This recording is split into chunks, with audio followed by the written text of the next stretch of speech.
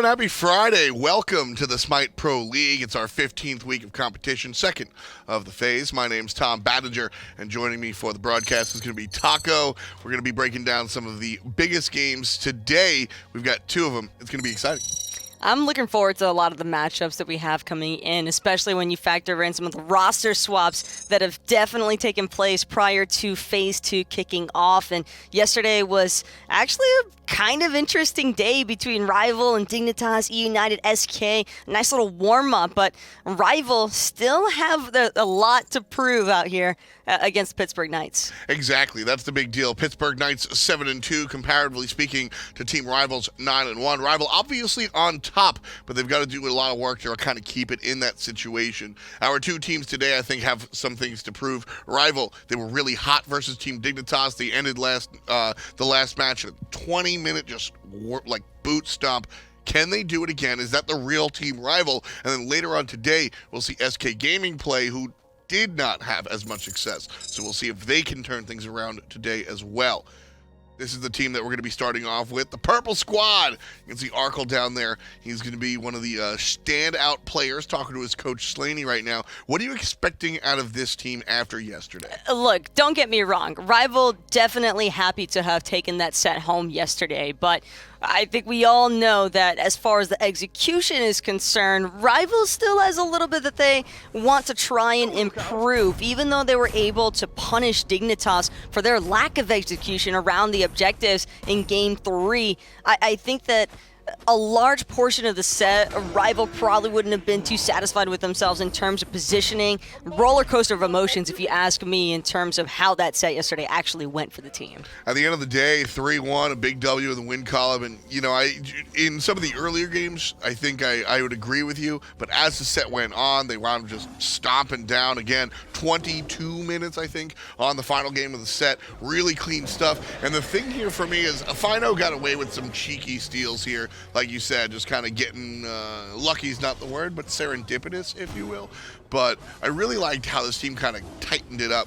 Yesterday in the post-game interview, Mike said Dignitas might just be their harshest competition. So going up today against Team Dignitas, Pittsburgh Knights, this is something that theoretically the squad is more prepared for. And it's really interesting to see PolarBearMike's mindset, and not just Mike, but the entirety of Rival seems to be really confident in their own play style, and I can't blame them. This team is very innovative as far as strategies and game plans are concerned. We've definitely seen a lot of really interesting compositions already coming from this Rival squadron, but I feel like it's just so difficult not to mention fineokay when he's been having such dominant performances. Absolutely. Fino has been one of the standout players in the league, following his leader right here, Mr. PolarBearMike. The win-loss record obviously shines. That's what happens when you're number one in the league. But, I've said this for a long time. I think that PolarBearMike is the type of guy that he might not always be on top of the highlight reel or whatnot, but he's a very important driving force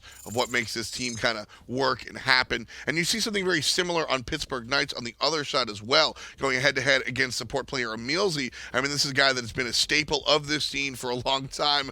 He might be a little tired right now, but his gameplay never really looks like that. Kind of a 180 from what we just saw. Mike smiling, cheery, happy. EmilZy, please somebody get me out of here. No, but all jokes aside, Pittsburgh Knights probably got a great little bit of insight in that matchup with Rival versus Dignitas yesterday. That was a fairly telling set in terms of what Pittsburgh Knights could probably come to expect. And after the MSI performance of Pittsburgh Knights, and obviously their disappointments with their run being cut extremely short due to the Renegades just being insane, this is kind of a scarier matchup in my eyes than what Dignitas was for Rival, because Pittsburgh Knights are not a team that is ever going to be satisfied with not being in first place. I have to agree there. Again, yesterday in the post-game interview, you can check the VOD, we spoke to fineokay and PolarBearMike, and PBM and Alec basically said, look, Dignitas is our number one competition. But not only with what you just said, but also, you mentioned it as well, Pittsburgh Knights got a chance to watch what happened yesterday. And Rival himself said, look, I mean, we got beat early on in Midseason Invitational, so we didn't get to show our hand on the new meta.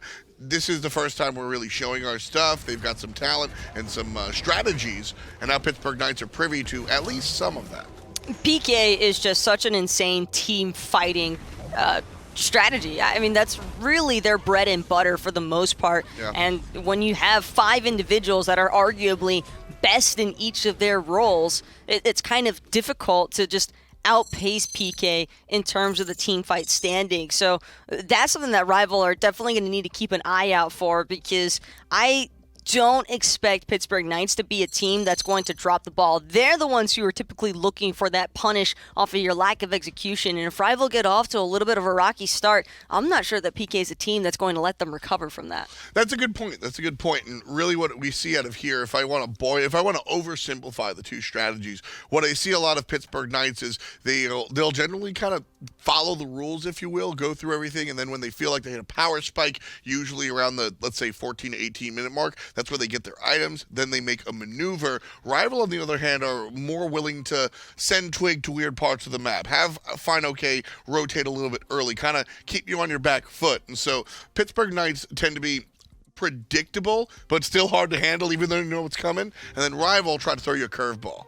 Most teams will admit to the fact that PK is known for just being an objective-based team. That's why they tend to draft for that mid to late game aspect. They make it very difficult for teams to have punish during that early game phase because they're all extremely mindful of their positioning. And one thing that I have noticed more than any of the other teams, PK does have a heavy tendency to kind of lean towards those auto-attack-based compositions. And that kind of goes hand in hand with the objective shred strategy that I was just mentioning.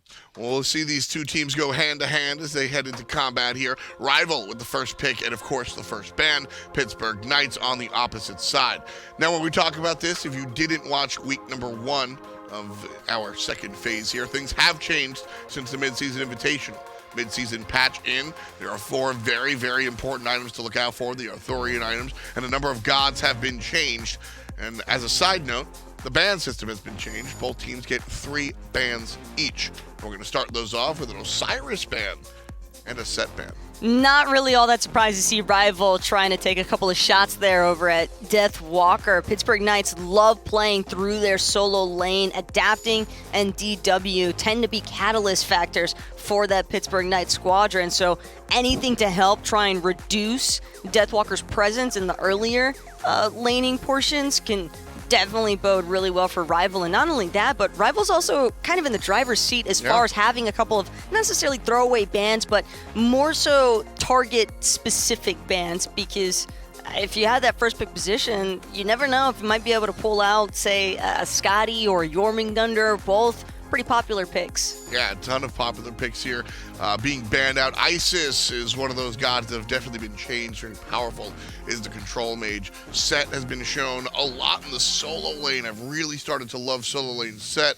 The jungle is obviously where he was started out, but the solo lane has been very attractive, and Thor has played a number of positions as well. So a lot of smart bans here. I think a lot of them are relatively normal. The Osiris one sticks out as match specific, but as you said, Taco, Deathwalker tends to be the catalyst for Pittsburgh Knights.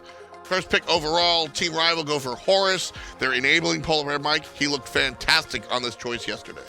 Almost curious to see if Pittsburgh Knights might look for an early Fafnir pick. Know that Fafnir was definitely one of their priority picks in Phase 1. They love looking towards those double hunter type compositions, and instead could be a potential soft setup for that double hunter, still with that Muzen Cobb, and a lot of flexibility as well between Pittsburgh Knights and their selection so far. So the choice here for Team Rival, King Arthur, undoubtedly the solo laner. I don't think there's another position that he could play well. AMC, on the other hand, a little bit of flexibility, mid and long. Anhur will be the response from Team Rival. Arkkyl has been playing this character since Arkyl's been playing this game, so that's certainly a strong choice, and Poseidon will be selected as well. Most likely, we'll see those characters in the hands of the mid laner and the carry. As far as which lane we'll see them in, different story. Pittsburgh Knights, though, taking a second to kind of hover, and right now the main thing that I'm noticing is this Horus-Poseidon combination. Having the Horus knock up into the Poseidon Whirlpool cripple could be plenty of setup for Desert Fury burst damage after the fact. There's also decent impale damage in general coming from Anhur. Rival looking as though they're trying to control this early buff game from the duo side of the map, and Horus not even necessarily guaranteed to be in that support role. We have seen PolarBearMike take it for himself a few times over, but could be a solo lane pick for Fino, could also potentially be a CaptainTwig selection. Just a lot of interchangeability with this god choice, and Thoth a little bit more designated for Zyrhoes in that mid lane, but love the idea of having that range control to try and counteract the AoE presence from Rival.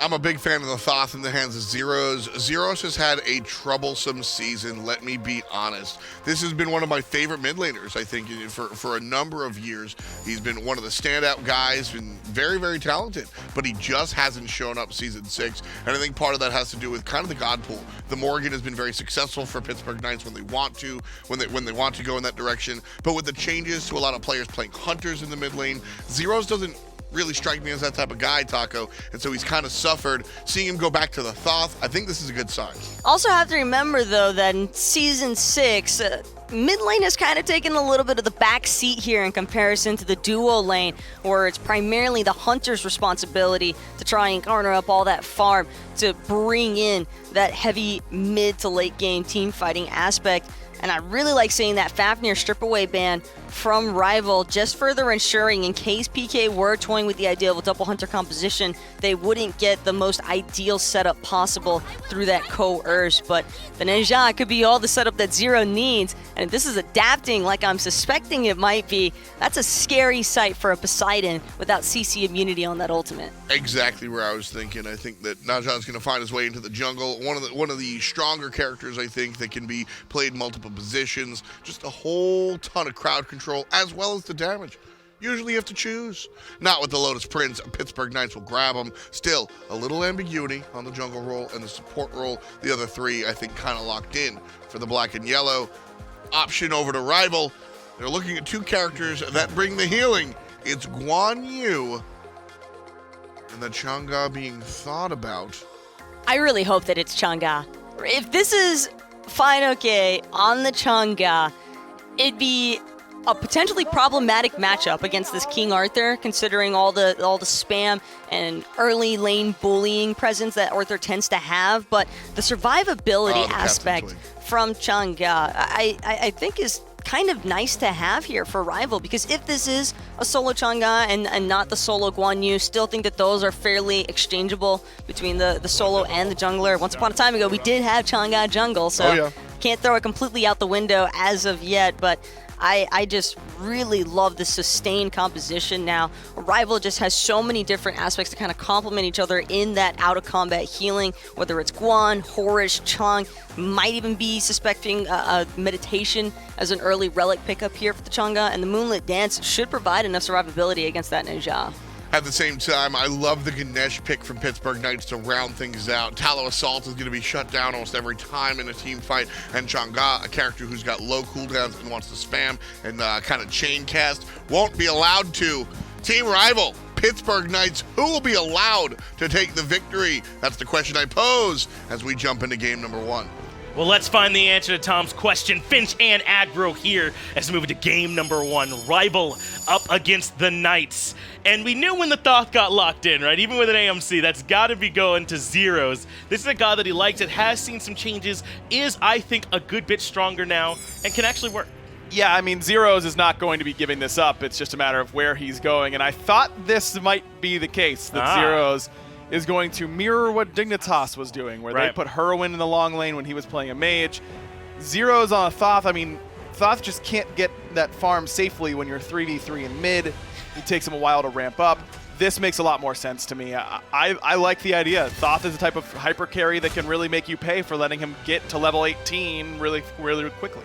Man, we didn't even talk about how Galaxy Brain PandaCat obviously is by just doing this 6 months ago, right? Yes. And clearly just sitting on the brain throne at this point and laughing at everyone else. He's already in the middle lane where now Hunters apparently are. Arkkyl piloting the Anhur into the matchup up against this Thoth. Seems like one where he could probably get a good deal of pressure as PolarBearMike looks to try and invade but can't find it. Deathwalker actually gives up the blue buff. EmilZy takes it right away, and Arthur is not one of those gods that I feel like can easily go without a blue buff. But that is odd. It looked intentional to me. It didn't seem like that was one of those accidental pickups. It seemed like that is something that Pittsburgh Knights were okay with. Maybe it's because Deathwalker went without the boot start. He went for this Glad Shield rush that he's going to back a little bit more quickly than you would if you're trying to get to finishing your boots. And so you end up not needing it quite as much. But that is curious to me.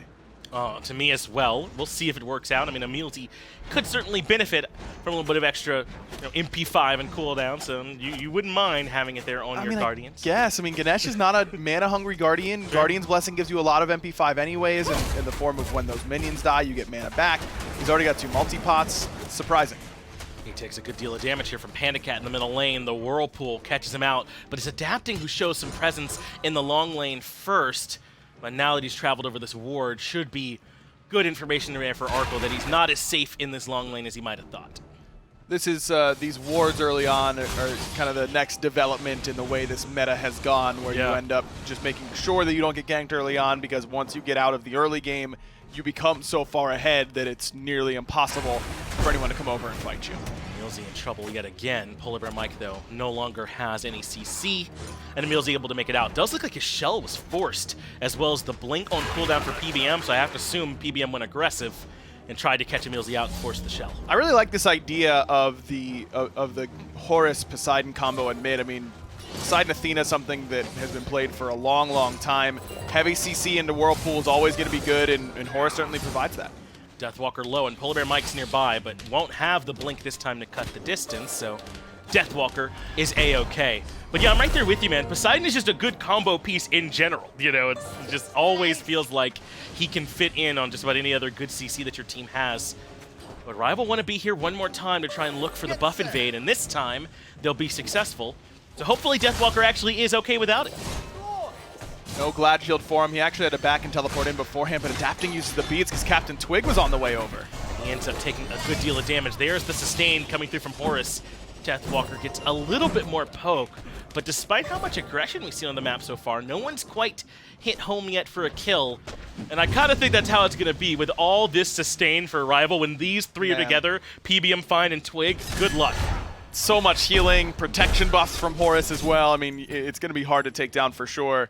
And I love this Chang'e pick against King Arthur, because King Arthur is so much about bullying you out and using his own self-sustain through Glad Shield in order to stay relevant in the lane, because he just hits you with so many different abilities. He heals a lot. But Chang'e has innate anti-heal on the 3, so fineokay is going to be sustaining a little bit more anyways.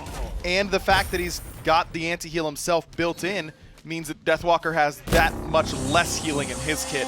I think this could be a really good counter matchup. Zyrhoes takes a ton of damage from Desert Fury. Arkkyl can't quite clean up the kill. I love, though, the auto into the Impale. Very nearly had him. Zyrhoes just barely survives. And is still confident with that Thoth range that he can clear this wave safely. Give Arkkyl all these red buffs, man. I love this idea. Really, the Helmet 1 for Zyrhoes saves his life in that instance. Just that tiny bit of physical protection. But Arkkyl has such great solo potential. As soon as the dash is down, Zyrhoes can't afford to walk up to the wave. And that's where that duo lane sort of matchup knowledge, how many Anhurs has Zyrhoes played against? If he's been scrimming against Renegades, probably a lot. But otherwise, it's not as comfortable as a matchup for him as, you know, Poseidon, who he's played against 100,000 times by this point in his career. He's lucky that he learned the lesson without taking the death. We'll see if he's able to apply that as the lane goes on. I think that if this happens more, it's really on the junglers to come over here and threaten, because it's so different the way you position the long lane as opposed to the mid lane. So I would come over and just keep asking questions, like, are you able to come up and clear the wave safely at the right times and find your back timings and have that awareness to know when the jungler might be here. Even the timings of it, like when the jungler is in a spot that threatens you on the map, is so different, and I would put it to the test. I completely agree with you, especially when you've got a pick that's just like Guan Yu, that just eats Thoth alive. Sure. I mean, how does he ever get away from you? You can hold the dash until right as he's about to stun you, but then if you get your dash interrupted, you're certainly dead. You can dash early, he chases after you. You can beads the stun, dash after that, but he's got a dash, and he can probably end up catching up to you because you take your time placing down the wall. I don't know. It's tough. More aggression from PolarBearMike in this middle lane. He's been looking to poke out EmilZy all day, and actually gets EmilZy to drop the Dharmic Pillars. That does get good damage onto PBM, but not nearly enough to threaten his life. But I like the idea. Adapting was lurking in the jungle. Had PolarBearMike overcommitted, probably would have been an easy kill for him. But this Ganesh silence is going to be a problem for Mike in this game. It's just one of those abilities that anytime you have anything that's a little bit telegraphed, it takes a little bit longer to go off, it's going to be hard to use it against Ganesh. And I think that dash in from Horus, the Fracture, is not the quickest ability in the world. I'll bet you EmilZy can do it. Arkkyl again committing the Desert Fury to pressure Zyrhoes away from the wave, even moving under the tower, taking a couple of shots, but Impale or an auto has to land, and it costs him his life. That's a pure execution error there as he ends up getting soloed in the long lane. By the tower, more than anything else. Yes. Don't make the mistake. PBM's on his way over. Zero should have that dash back up, and here comes Twig. Yeah, this should be pretty easy for Twig to clean up. Horus ultimate used as well to try and catch Zyrhoes out. That's a great read, and PolarBearMike finds the kill to at least make it 1-for-1, but again, I doubt any of this should even have had to happen. Not quite spread out enough. They do get the ring bounce, but adapting completely out of mana. PandaCat's here, but a little bit too far away to Kraken onto adapting. Yeah, I mean, Zyrhoes didn't learn the lesson. He does the exact same mistake. Dashes and then walks up. It stinks because you can't get yourself zoned too easily, but you also can't just die for free. You really should have had it, Arkkyl, but ended up messing up. And this is the part where I think Chang'e feels really good in this matchup, kind of similar to Jormungandr, if we can switch over to talk about the solo lane for a little while. It's that when you build this Glad Shield, and then you have to build boots afterwards, it is a while before you have any magic defense, and sometimes King Arthur in particular feels really in a bind because he needs Glad Shield so much. And it does give a little bit of a window for fineokay, I think, to bully, where he can build something like Lotus Crown, which Chang'e loves, and still gives him the prots against Deathwalker. It's why Guardians and Mages have always been such a problem for solo laners. You have to itemize against them if you don't want them to poke you out too much. But then at that point, you aren't itemizing against the enemy jungler. Whereas against Warriors, you just build physical defense, you're itemizing against the minions, you're itemizing against the tower, your lane opponent, and the enemy jungler, and that's just pure efficiency in that moment. Works well as PolarBearMike shows some presence in the long lane. That's the leap committed. Arkkyl seems to think they've got some kill potential here, but yet again, the dash available. Zyrhoes evades and punishes, and there you go. He's out. Adapting no blink. He went with beads right away, but certainly has quite a bit of movement speed. With that speed buff, might be able to keep this fight going. Purple buff's already down. Nothing for PK to get on this side of the map. Yeah, but at this point, they've just got to soak some farm to make it not a complete time sink. So they will come in and grab a little bit of that wave and then depart. We haven't spoken much about Vote, though, who's been holding his own here in the middle lane pretty well. For the most part, though, if you're playing an AMC in the middle lane, probably not too tough. He gets lane pressure pretty well. Looks like he is a bit behind PandaCat, but for the most part, seems to be holding his own. Exactly. You're not looking to have this ADC moving over to mid because of your draft be the best pick for you, but you want to get some sort of value out of it, and Vote can certainly bring that come the later stages. You're basically just hoping that he isn't 0-3 by 10 minutes, and that's not going to happen for Vote. So this lane swap has already worked out. The fact that Zyrhoes has escaped with only one death is something else, and now he's got soloed Arkkyl twice. Now this is a problem. That lane should not have gone this way, and they might even have further problems. PBM's been caught inside the Windfire wheels, but a perfect Kraken Whirlpool from PandaCat, and that is a bit of a problem with Najahn. They want Vote too. Low mana, low mobility. A nice stun from Deathwalker cuts out some of it, but fineokay working with PandaCat again. What a fight from the Hunter turned mid laner. PandaCat showing up. Man, perfect Kraken by PandaCat, and what a rotation from fineokay. Yep. Just seemed to catch Pittsburgh Knights completely off guard, and they overcommit onto PolarBearMike, who's more than happy to take that spill. If you're going to set yourself up for a perfect double Kraken, it's really just that EmilZy cannot be afforded stacked on top of Adapting. Adapting's going to set himself up for Kraken when he uses that ultimate. There's not a lot he can do against that. But EmilZy doesn't have to stand there in it, and you can't let PandaCat get 2 for 1. That ends up making that very favorable for Rival, and it might get even better. Deathwalker doesn't have the ultimate here, so it's just about trying to find some sustain, but nowhere near enough. Even PBM was coming over for a little bit of overkill. Rival find one more pick, and suddenly you can almost put those 2 unnecessary deaths for Arkkyl in the rearview mirror. Almost, but almost. He's 2 levels down now, Finch. I mean, it's becoming a problem. Horus ultimate brings the whole squad, and now EmilZy in trouble. Still has that remove obstacles, but Kraken knocks him up, but no one stayed in position to follow up, perhaps. not feeling safe enough that they could continue to try and kill EmilZy under the tier 1. It looked like they caught the beginning animation of his dash, but it seemed to not be the case, though. fineokay just walks up and ults him. It ends up dying. Sloppy play so far from the Pittsburgh Knights. I mean, grouping up for double Kraken, EmilZy overstaying there. A little bit uncharacteristic, I would say, for this squad. The only one who's looked really comfortable so far, and I don't even know if I can say that, is Zyrhoes, because he really should have gotten punished. He just hasn't, and now looks comfortable that he has a lead. Yeah, this has been a little bit more, I think, a couple mistakes from Arkkyl. But as you said, if you're going to give someone a nice free lead, we trust Zyrhoes to really handle it, and that's what he's done here so far. He now has that Pythagorean's piece finished along with the Dynasty Plate Helm. Arkkyl going to have a hard time killing him from this point, if even just moving up and getting his own farm, as now fineokay have been in trouble adapting, and Deathwalker both here. fineokay does not have the ultimate either, so once the stun comes in from Deathwalker, that might do it. He's going to keep up the dive, that's enough, but the rest of Rival is rotated in. CaptainTwig up on the horse, PandaCat looking for a good Kraken target, doesn't even need it for Deathwalker. Whirlpool just so strong, that's enough confirm to lock down Deathwalker, and there's the Kraken for the turnaround. PBM is stuck inside those Dharmic pillars, now able to retreat, so they at the very least make it 1-for-1. Twig's level 11, though. I mean, adapting's only level 9. A big lead in the jungle, and adapting certainly not as effective as this Guan Yu is at this point in the game when he's down by 2 levels.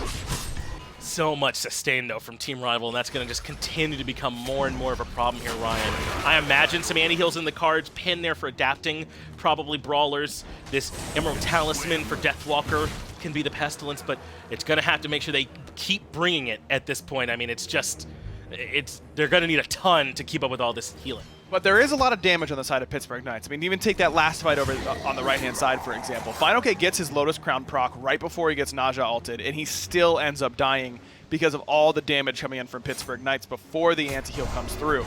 And they still almost had enough to turn and burn onto PBM. He got out with exactly 2 HP, is what production tells me. Not bad. So you know that Pittsburgh Knights have the damage in this draft. A lot of times, these healer compositions kind of overrun teams, and it's because they build anti-heal, but they don't have enough just damage numbers. You still, I mean, with anti-heal, you still need to do the entire health bar, and a lot of teams just don't have that capability with their draft. I think this Pittsburgh Knights draft does. They've got great damage, they've got great poke, they've got gods that apply anti-heal very well. This is a very good draft to go up against 3 healers with. I think PK did a good job in that regard. It's just a matter of execution from here on out. I think so, too. I mean, they've got some tools that is just good against healing in and of itself. They can kind of cut the fight up a little bit with that Naja ult and maybe keep them separated so they're not all healing together. They've got Zyrhoes who can pretty much, and vote, keep Divine Ruin and or Brawler's perma applied with all the poke they can do from their range. I mean, they've got some of the tools. As you said, it is a matter merely of execution. And so far, Rival has appeared to play the map better if we discount the long lane, and Knights have to turn that on its head. PandaCat's done a good job of staying close to Zyrhoes' farm level, though. I mean, Zyrhoes level 15, PandaCat level 14. That's not too bad. When this meta is at its worst for mid laners, is when these long lane players are level 17 when you're level 14 or 15. That's a big difference. But right now, it's okay. PolarBearMike commits the ultimate to go aggressive. Twig takes a ton of damage. Is that all Dharmic Pillars damage? As now he's been caught out, forced to use the Purification Beads, and fineokay drops Meditation. But it's Deathwalker who's rotated in as well. They've caught out PandaCat. He's been hit by the Windfire Wheel, somehow adapting, weaved it through, and Deathwalker cleans up an easy kill. Yeah, PandaCat basically just got double bounced. You know, when you have your friends on the trampoline, you jump up, and then they hit you really, really high. The first bounce was Deathwalker's ultimate, then immediately met by Adapting's. Perfect job. Looks like the Knights want to try and posture around the Gold Fury on the back of that fight. Desert Fury already committed, and it's Twig who ended up low. Even with the Waxing Moon, Adapting finds CaptainTwig, but Deathwalker wants more. Looks like Final Judgment was a bit off the mark, but Deathwalker can still clean this one up. Now that the Aegis time has gone down, suddenly a 3-for-0 in favor of the Knights, and fineokay has to fall back. Rival a little bit too willing to take a fight when they lose PandaCat without him getting any damage off whatsoever. Pittsburgh Knights are taking a straight up 5v4. Sure, they're a little bit low in the ultimate department. I think that's what kind of keeps Rival on the line in that fight. They'd use Dharmic Pillars, they'd use Stinger, they'd use Adapting's ult, and Deathwalker, well, he's King Arthur, so you can't really count that ult being down. But even still, it's a 5-on-4, And at this point in the game, ultimates are really relevant, but you're still kind of squishy enough that you can die to outright damage sometimes. And that's really just what happens. Arkkyl comes in and does a little bit of damage. His Desert Fury's okay, but he impales the wrong target. It's someone who he has no chance of killing easily. But that's all he had. I mean, that's the card he was dealt. He just didn't have a lot of options in order to make a bigger impact on that fight. Yeah, it's definitely starting to be a problem how far behind Arkkyl is. I mean, Anhur, I think that nowadays his relevance in the late game is more than it used to be, but still, that's not what you're picking him for. It's for this early pressure he can get you through the early mid game, and with that having already been squandered, it's going to be tough for him to make that kind of impact. But I do love the way the Knights played that fight. I mean, if you can get these picks, if you don't let rivals set their defense, then you are going to be able to overwhelm that healing. They're never in a position where it's as strong as it can be. PandaCat tried to use the Aegis when he landed and didn't use the beads. Maybe he's supposed to use both, but he's kind of dead from that position. It was just a good flank by Deathwalker, blinked on top of him. Yeah. Never saw him coming. Sometimes you just got to give him credit. And I do think, and that's a good leap from Wow, Arkkyl, that final judgment was, yeah, very nearly going to wipe him out. But I do think it was just a poor call, too. What was the aggression from Rival? I mean, they kind of start that, pushing forward into the red buff, and for EmilZy's credit, the Dharmic Pillars were well placed. It really brought Twig down low, but I mean, I'm not sure what they even saw. It was Vote's Stinger as well, in mid CaptainTwig ultimate, alongside the Dharmic Pillars, really chunked Twig, and I think Twig had that problem a little bit yesterday where he overcommitted to fights that clearly weren't going to go well. I mean, the idea was there, but you have to be able to be flexible and go on the fly, kind of. Twig, aggressive yet again. They want to try and isolate EmilZy. That's cracking, barely hitting much of anything. EmilZy able to make his way out of there, no problem. And now it's time for Rival to turn tail. I mean, that's Blink from Twig, ultimate from PandaCat. A lot of big resources wasted. And fineokay's ultimate as well. Fine's got a little bit of CDR, as does PandaCat, but 10%'s not enough to really scare you with those ultimates coming up soon. Good recognition from Knights. They move right over to the Pyromancer. Whirlpool over the wall. Did throw Rival's hat in the ring, but the Knights secure the objective, no problem. They're going to try and grab these back Harpies, but the Knights still grouped. Want to move in towards Tier 1 in mid. With Zyrhoes near the mid lane, it gives Arkkyl an opportunity to get some farm. He needs it to try and catch up from this point. He's got the Executioner done, not going to back and spend. He's going to try and rotate in to find a good angle to this fight. The Knights look like they're ready to commit to take down this Tier 1 tower. Twig goes into the ultimate, try and make himself CC immune. Horus ultimates come through too, but it's Twig who's low. Some healing from PBM, but not enough. Zyrhoes with the long range puts him down. That's a Tier 1 tower and a pick in favor of Knights. Suddenly, around the 12-minute mark, this has swung back heavily in the Knights' favor. Knights seem very prepared for this Guan Yu pick. That's the first thing that really jumps off the page to me. I mean, this Ganesha, every time Twig ults, it's EmilZy dropping the Dharmic Pillars. And it feels weird. He's CC immune. Why would you do that? It's to strip those protections, and then everyone from Pittsburgh Knights is dumping everything into Twig when he's mid-ult. He's a little bit faster, but he can't juke you that well. It's kind of straight line. He's got no way to Aegis or beads or anything like that during that time. I think it makes sense the way they're playing it. Arkkyl wants this fight with Vote, but he hasn't finished him off in time. The rest of the squad's here. Even if he gets the kill, he's certainly dead from this position, and now he doesn't even get it. So an easy cleanup from Zyrhoes, and I'm starting to wonder if there's some frustration here from Arkkyl. I mean, he's committed to some bad fights. He has, with no doubt about that. And look, he got both of Vote's relics there. Or no, it looks like he only got the Aegis. The beads is already down. So is that even that, worth it? Maybe Vote would use the Aegis in the earlier fight, actually, now that I'm looking at the timers a little bit more closely. Found him in a good opportunity, but once you jump and you don't get the kill right away, I think it's time to back it up. I don't know if he would have survived, but I know he didn't the way he played it. Right, and I think maybe at a certain point he realized, well, now that I'm this committed, I either get the kill or it's truly just a waste, so he tries for it, but because he isn't able to get that kill, Vote is able to stay alive, it does end up just being a kind of big sink for Team Rival. And for what it's worth, Vote doesn't even particularly play the fight that well either. It just ends up being that he's the one with the rotations coming in. Vote no lifesteal means it's hard for him to take that fight very effectively. Sure. But he's the same level as Arkkyl, so it's not that unfavored, especially with Arkkyl going for Fail Not. Tier 1 Fail Not is obviously really bad for ADCs, 900 gold for 10% CDR. It feels rough to build on just about anyone. I don't know. Yeah, not what you want. Mages are kind of the only one. Like, if I'm playing Giannis and I get to max my CDR for 900 gold, I'm not that upset about it. Sure. But a lot of the time, you're right. It's a slow build for sure. Fail Not. Any Arthurian item takes a while to kind of get to the point where you are happy with Ryan got to both start and end his discussion of how bad it feels to build Arthurian items sometime, while the Knights took down the Primal Fury uncontested. And that's earned by all this map control they have at this point in the game. I mean, who can afford to step up and try and contest that objective? It looks like the Knights are willing to bring some of this action over to the right-hand side. They've got 3 here, as do Rival, but not ready to commit on any big boy objectives, and so everyone falls back. No Ankh pickup on the Pittsburgh Knights. I thought it might be an option for them because there's so much healing. The chances are that you get someone on a heal proc right after you use Ankh is really good. But instead, it's the Frenzy. EmilZy going with the, I'll try and kill them with outright damage instead of the anti-heal. Like I said, I think Knights have enough damage, that's viable. It does kind of let you do the same thing, essentially, as adapting. Does get a bit caught out by PBM-Twig. Ready to go all in again. He stuns out Deathwalker, Whirlpool there. Kraken does hit for the knock-up, and that's enough for PandaCat to at least find 1 pick. EmilZy's committed the Dharmic Pillars here, but the Knights are on full retreat. Looks like that was the Horus ultimate too from PBM.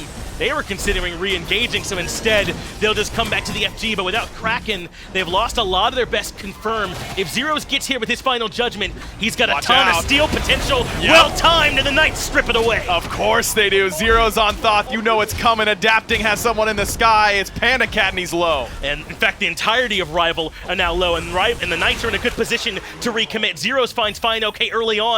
Twig just barely gets the dash off in time, but the Knights this close should be able to keep up the chase.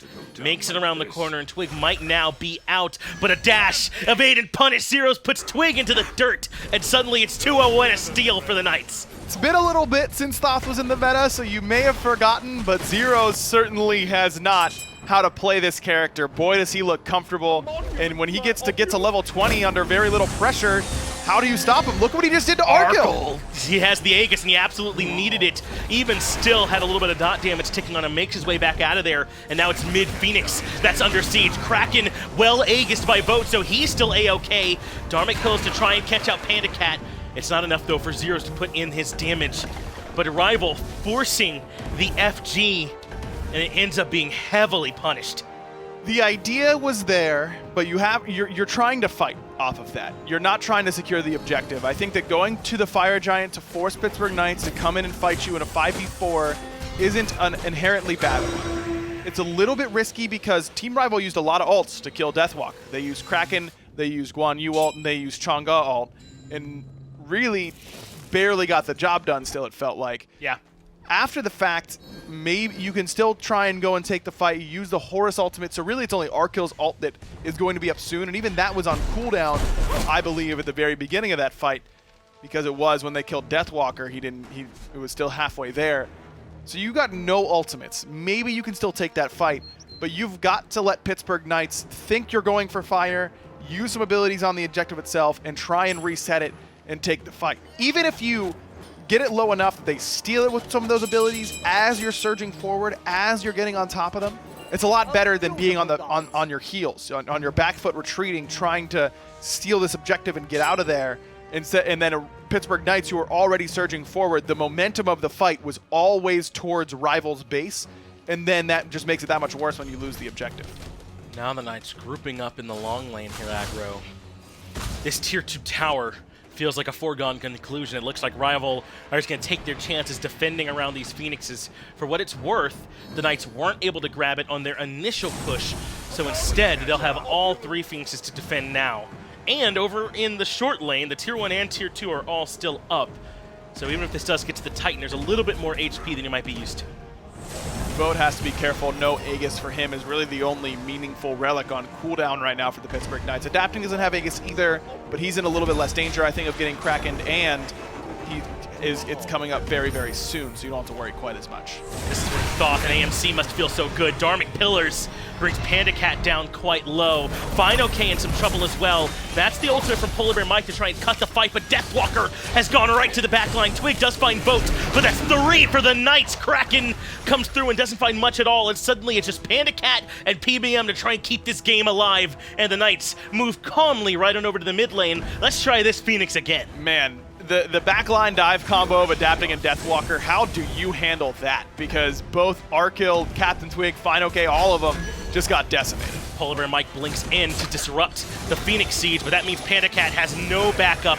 Aegis buys him a little bit of time, and I like the Whirlpool, but Deathwalker cleans that kill. And now it's PolarBearMike who's in some trouble, silenced, so he can't retreat, but Zyrhoes can't connect all the damage. But I don't even know if it's worth chasing him that much. EmilZy finally gets PBM for the deicide, and that should be it. Twig will be up here in a few seconds, but the rest of the Knights taking down the Titan. Impressive work from the Pittsburgh Knights, but really, I mean, Rival should have been in a much better position that game, I think. agree. I mean, Arkkyl in particular really set Rival up for a tough game by giving Zyrhoes such a lead in that lane when it should have been him who had it. It's not like it's bad when one player gets a lead, but there's not a whole lot you could have done about it. You know, that's the way they played the map. That was a good matchup for them, whatever you want to say.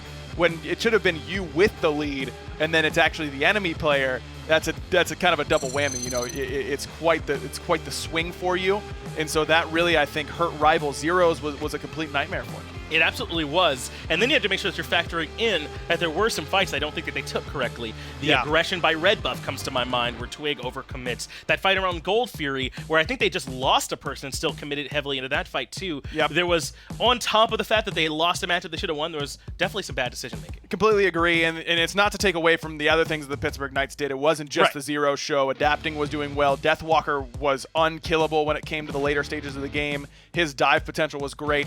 And EmilZy's Ganesha, I mean, those ultimates were really impressive. Yeah, and that Fire Giant call probably going to live on in the minds there for Rival for a little bit too. They've got some time to clean it up though. Game 2 coming at you in just a few minutes. Hello and welcome back. We're here back with the SPL. Unfortunately, obviously, we couldn't bring you the last game. Just a spectator clash. I want to jump right up in here and say the integrity of the game, all good. Players played it out. We couldn't show you, so I'm going to tell you like last time. Basically what happened was at 12 minutes, that's when we jumped out of the spectator. Rival are leading the game. Pittsburgh Knights are able to win a fight and take the Pyromancer. At that point, Rival take the Gold Fury, so it keeps their 2,000 gold lead intact. That's pretty much the early game. Rival up about 2K, 3K-ish. We then move into the mid game where Pittsburgh Knights are able to win a fight. They get a tier 2. Pittsburgh Knights win another fight. They get another tier 2. Now you're sitting at a 3,000 gold lead here for the Pittsburgh Knights. They feel really, really clean about it. And then we move into the end of the mid game towards the late game. They've got a nice little lead. They're talking about a Fire Giant.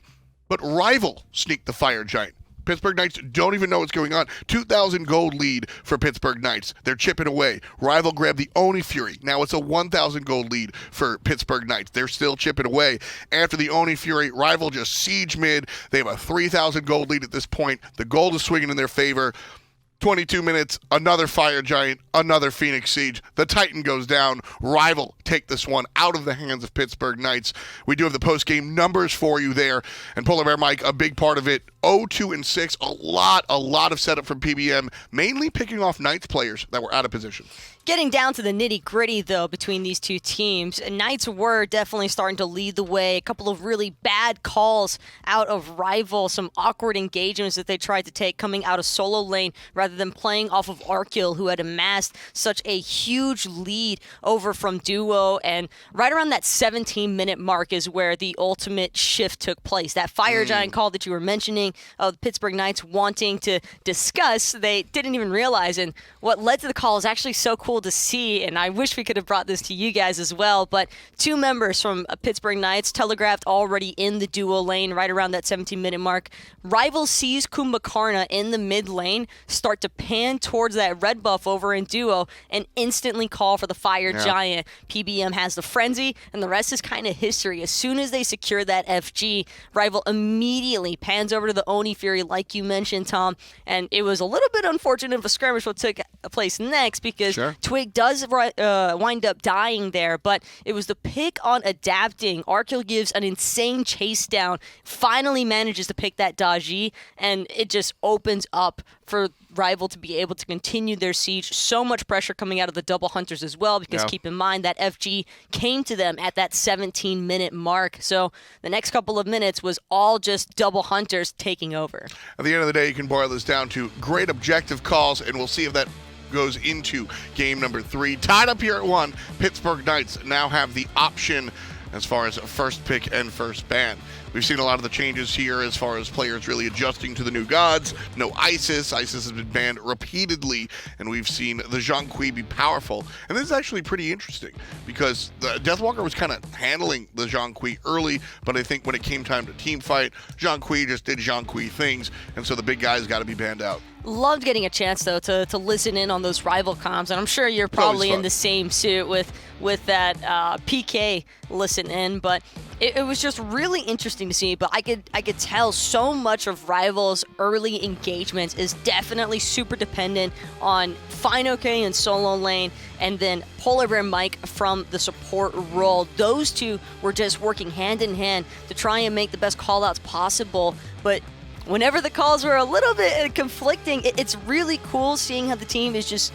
Mike, when he made the calls that led to Rival having some poor team fights that resulted in PK being able to take over the lead again, he instantly takes the fault. He did not try to argue with anybody. He was just like, look, I messed up. Like, this is cool. We can come back from this. And that's professional it was play. just awesome seeing the mental state of mind continue to progress throughout for Rival, at least. And I'm sure it was probably the same boat for PK. Absolutely. You know, the dynamic inside those rooms are so incredible. I mean, you can cut the tension with a knife. But as we move on to game 2, we'll be able to fly along with our players here. Attention paid to Deathwalker here. The Osiris still banned out, and so PK will grab Set. I'm sitting here. I know that we've seen. Set in the jungle, even in the carry role. I would love to see this in the hands of DW. Solo lane Set has been really attractive to me, but Rival are going to equip fineokay with King Arthur. Makes sense. Even if this is or already is a set pick for Deathwalker, it's hard to tell for starters since it's the first selection choice out of the Knights, and not only that, but you just can't afford to possibly let PK get both Set and the Arthur. That would be way too much chaos to try and juggle between in a lot of those engagements, because King Arthur could just completely control the front line, meanwhile Set is obliterating the back. Horus, on the other hand, a great setup tool and one that PolarBearMike played well in game number 1, banned away from in game number 2, so returning to the Birdman here in game number 3. Pittsburgh Knights now looking for their first half of the draft. Set going to be paired up with an Muzen Cobb. We'll see him in one of those lanes, either long or middle. And then one more choice here for PK. I'd like to see something. You've got a ton of damage here. That's where I was looking for. You got a ton of damage with Set and Muzen Cobb. I want to see some setup, and we get that with Ganesh. A lot of priority being placed so far into this Muzen Cobb as well. All 3 games so far, he's made it through that early picks and bans, and it's kind of crazy to see the amount of priority that this pick is still managing to maintain, but it does synchronize very nicely with the Ganesh. That silence is going to be instrumental. Even the grab from the Ganesh could be key in ensuring that Stinger finds a home. But I love this response even more out of Rival. Double knockup synchronization as well between the Horus and the Habwa with that water spout. The Naja bans come out. Hebo can definitely get jumped on by a Naja. So a nice change here for Team Rival as they look at what can attack on the Habwa. Yesterday, we saw Paul take this guy into the mid lane. I still think he's absolutely a strong jungler. Do you expect to see this in the hands of Twig?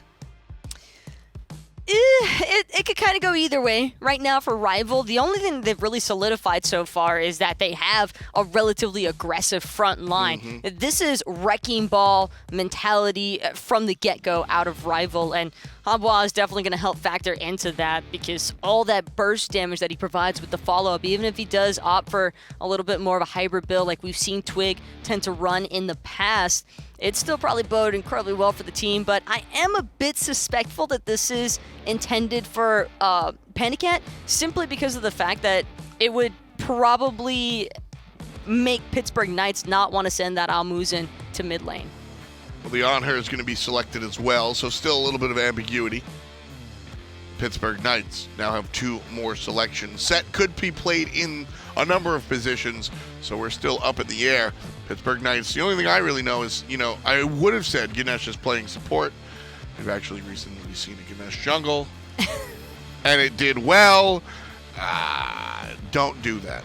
Nothing's outside the realm of possibility. That's an easier way to probably put it, but which I love, by the way. Adapting to play the Ganesh is fairly unlikely and pretty safe to assume that this is Ganesh for EmilZy, but the Merlin is what I'm a little bit more interested in. Keep in mind, game 1, that Zyrhoes matchup into Arkkyl was against this Anhur as well, and Arkkyl, I'm not saying that, game 1 should be sitting heavy on the mind, but maybe a little bit more player discipline in those early levels, not dying to the T1 essentially from dive. Well, I think that was just that was Arkkyl saying, all right, this is my lane, this is how we do it. Okay, you're not a slouch, I respect it. Game number 2, no, he popped off. I feel so bad for everybody, though, that they didn't get a chance to see the Ullr pop-offs because Rival was actively trying to call Arkkyl back as well. They did not feel comfortable with him pushing so far ahead, but he found the picks every single time. He was insanely on point, definitely brushed off any of those game 1 woes. Oh, for sure. Really nice performance. Nice bounce back there for Arkkyl here as they tie the set. Chulainn will likely be the solo laner of choice, putting set in the jungle, and then Merlin perhaps in the hands of Zyrhoes. And the last choice for Team Rival in Ares. So I think we're going to see Hebo in the hands of PandaCat, like you said, Taco. And that man right there, Ares, will be belonging to CaptainTwig.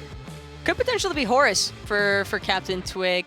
It's still interchangeable, I think, with Horus jungle and Ares support. Really? I really do think that there's still a possibility. Oh, man. I'm not saying that it's a guarantee by any means. Ares in the jungle definitely is a strong look, but I'm not going to lie. I think I would prefer to see PolarBearMike rocking the Ares support. Okay. I mean, CaptainTwig, just like we said, there's no world where Adapting plays Ganesh jungle. There is a world where CaptainTwig does play the Horus jungle, where not a lot of junglers would do that. CaptainTwig, and again, I need to always preface this, right?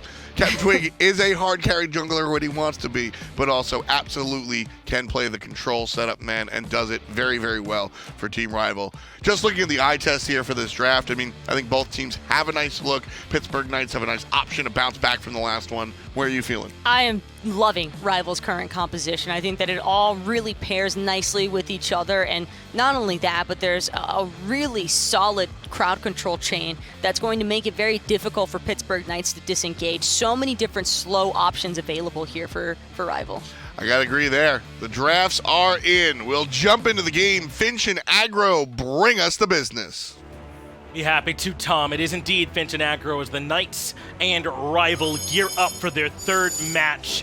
And honestly, just based on what we were able to see some of that last game there, I actually think the Knights have just been the better team throughout these first 2 games. I'm interested in your opinion on it. I think despite that loss, the Knights should feel at least okay about the way that they've played, and that they can, be in a good spot to win this one too. Yeah, I think that's a fine assessment. I mean, PK was pretty heavily in the lead, not an overwhelming lead by any stretch, but it was really a great Fire Giant sneak call by Rival that got them back in the game and led to the victory.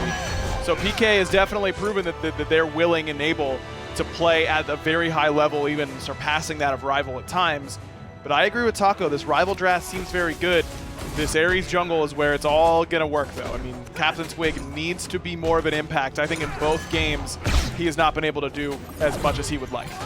Deathwalker takes a ton of early poke in an attempt to defend his own blue buff. Looks like they, again, elect to give that over to EmilZy, though I think it makes a good deal more sense this time with the Chulainn as he heads back over to defend the wave. Meanwhile, fineokay has grouped up with PolarBearMike. They go back to grab their own. But as you were saying, I do think that a lot does rely on Twig and the way that he plays this Ares here this game. I know y'all didn't get to see much of it last time, but Adapting on the Dodgy had a really good game on the Dodgy multiple times, finding good ultimates. So this time in game number 3, I don't think he can allow Adapting to dictate the pace that much. It's going to have to be him on this Ares, and he has the blink to be aggressive. Man, doesn't Set just feel like an Adapting god? I mean, yeah. Adapting's so patient, waits out every engagement. Here he can really use that skewer's long-range poke, get everybody in range for him to go in and all in, and then really be that hyper carry that we know him to be. This is a god that can get triples and quadra kills pretty regularly once you activate that Kingslayer. If you come in late enough to the fight, the ability to self-sustain, the movement speed, it's impossible to get away, that extra damage it provides. Set is one that I think synergizes with Adapting's playstyle, at least on paper, very, very well. It does. It's how we've seen him play the Bakasuras and the Kalis in the past. when he runs them as a hyper carry. Adapting felt pressure into beads there.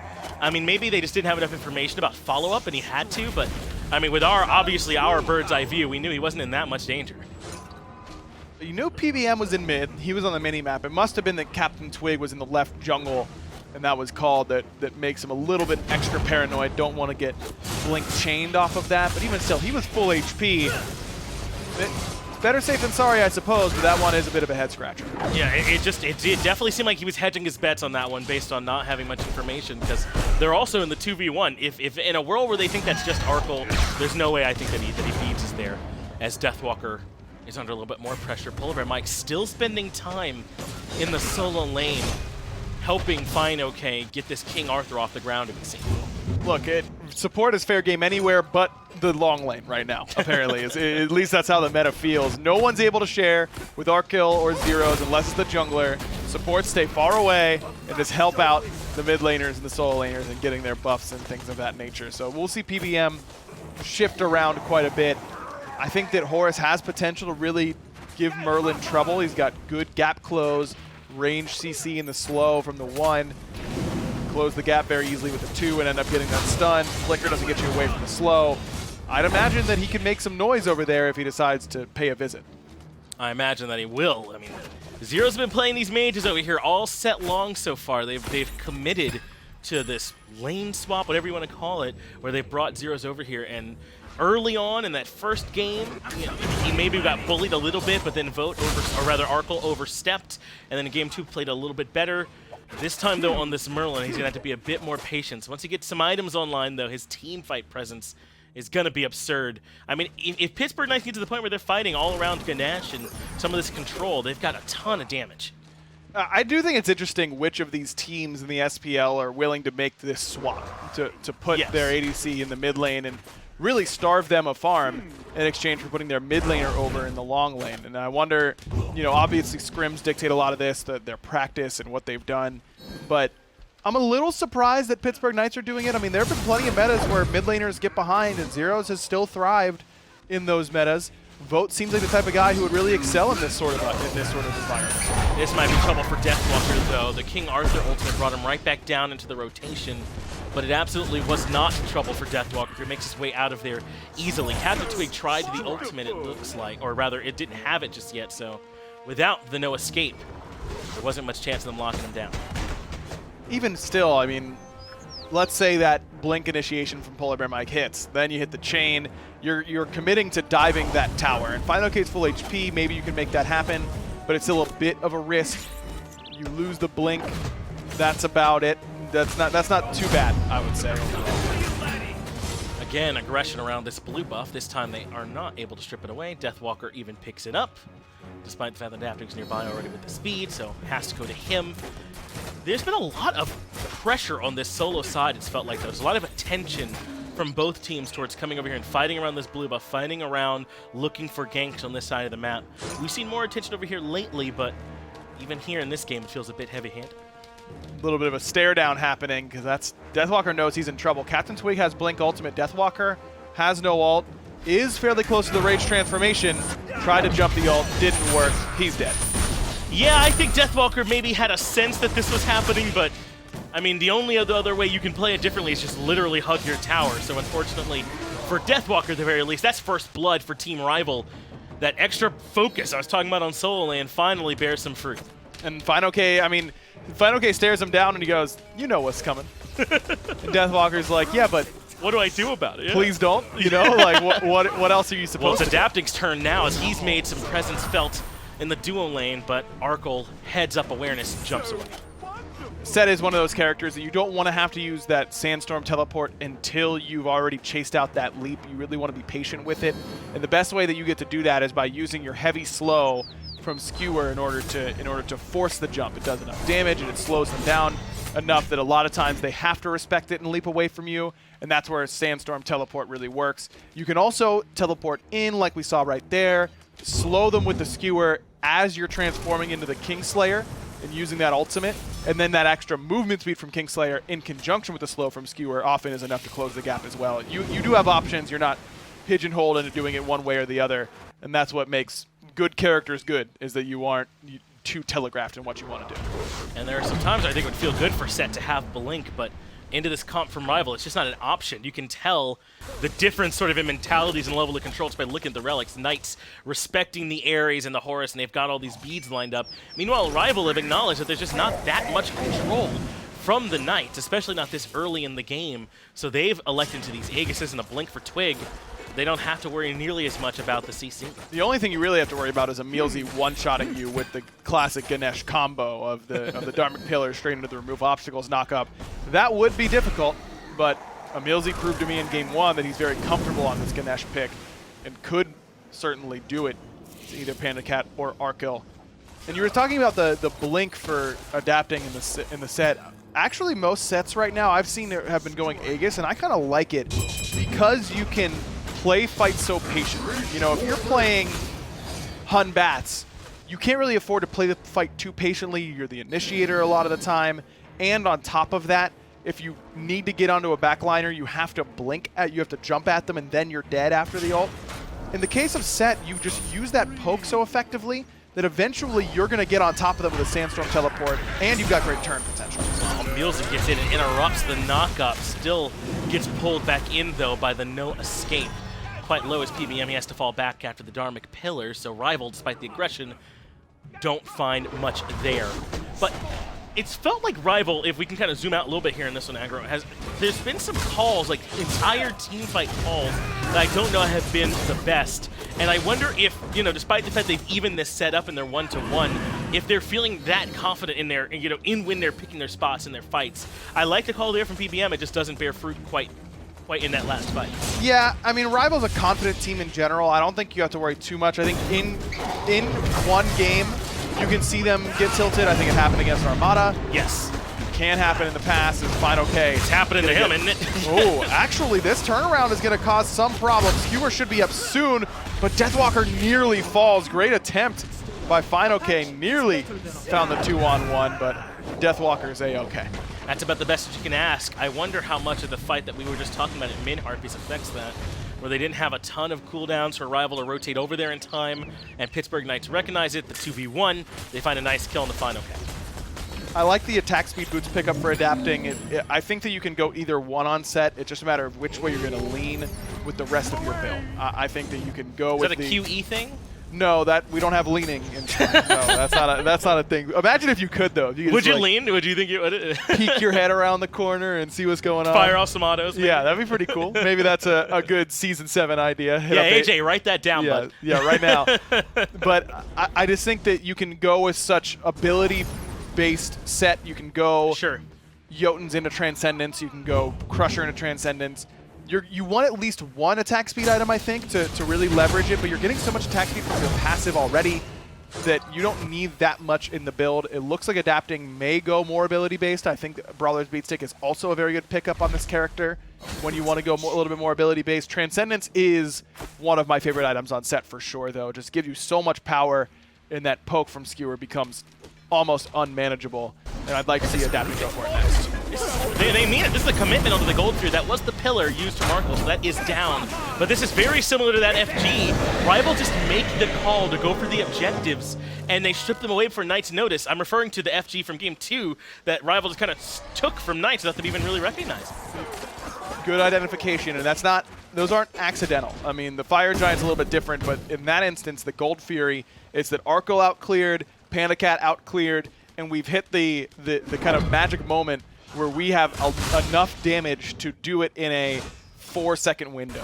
And that's exactly what Rival do, even with the pillar being a little bit unfortunate there for Arkkyl once he jumped over the wall. Of course, Gold Fury breaks that, but good identification.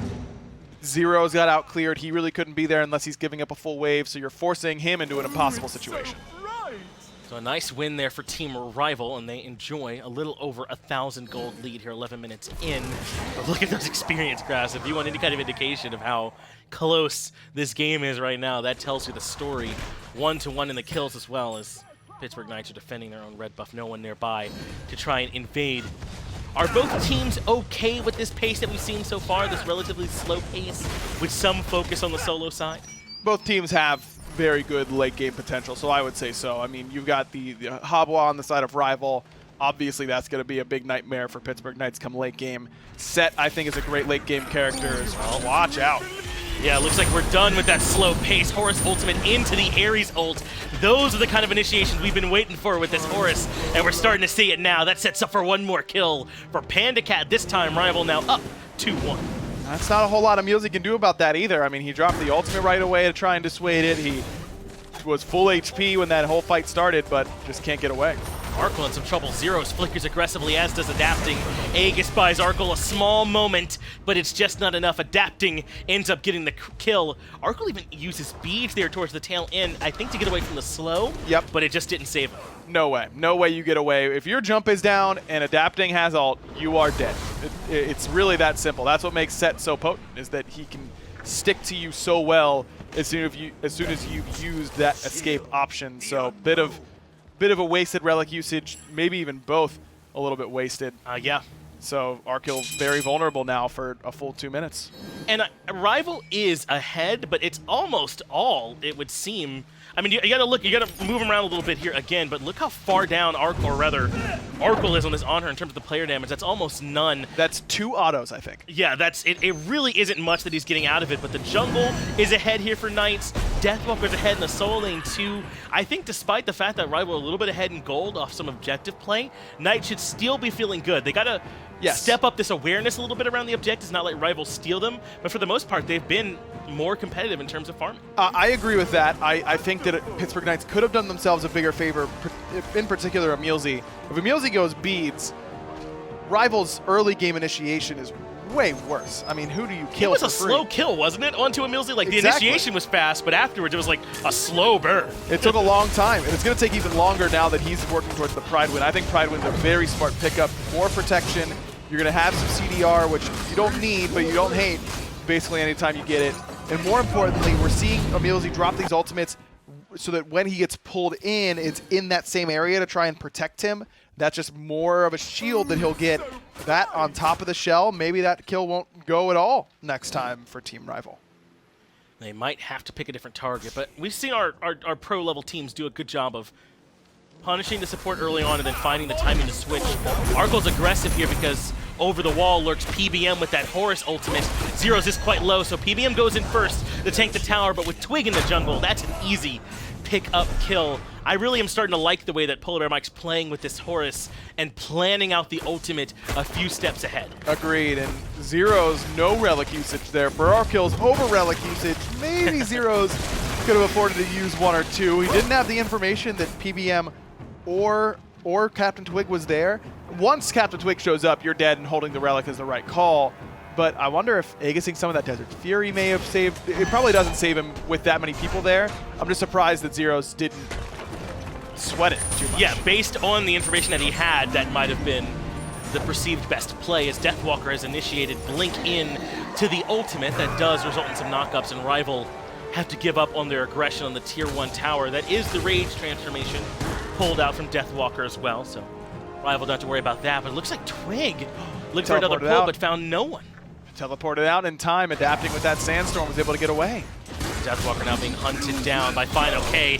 Good use of the ultimate from EmilZy to try and slow down the chase. And I think that might have been enough. Deathwalker looked like he was in trouble, but that Dharmic Pillars bought him some time. I think EmilZy's played very well so far this set. I mean, his Ganesha in Game 1 was impressive to me. That is just a heads-up play, using that Dharmic Pillars over the wall.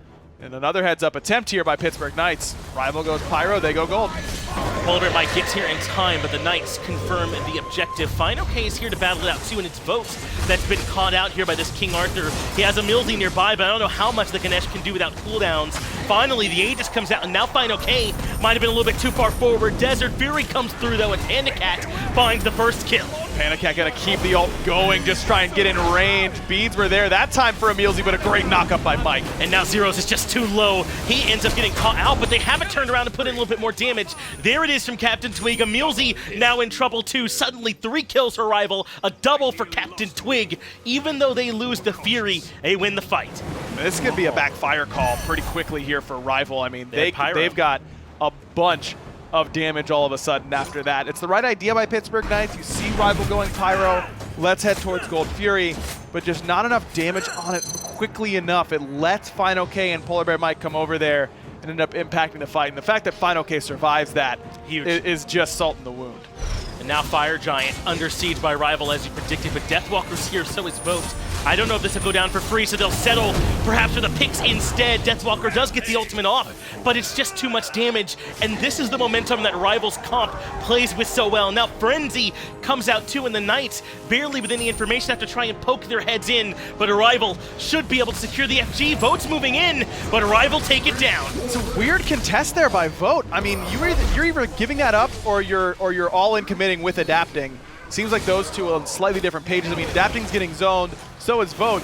Why not just call it off, run away? Adapting's running for sure, but not the way that might let him survive. No, this is the kind of running you do when you're trying to buy some time, though he might have done enough. They've given up the chase here from Team Rival, so adapting should at least have the opportunity to back and regroup. Meanwhile, PolarBearMike and Arkkyl threatening the Tier 2. No minions for them, and they won't be here for a while, so they won't be able to get this right away. It's going to take them a little bit longer, but they'll get it eventually. Just a good call. And those are the calls when you're Rival that feel really, really good because they win a fight.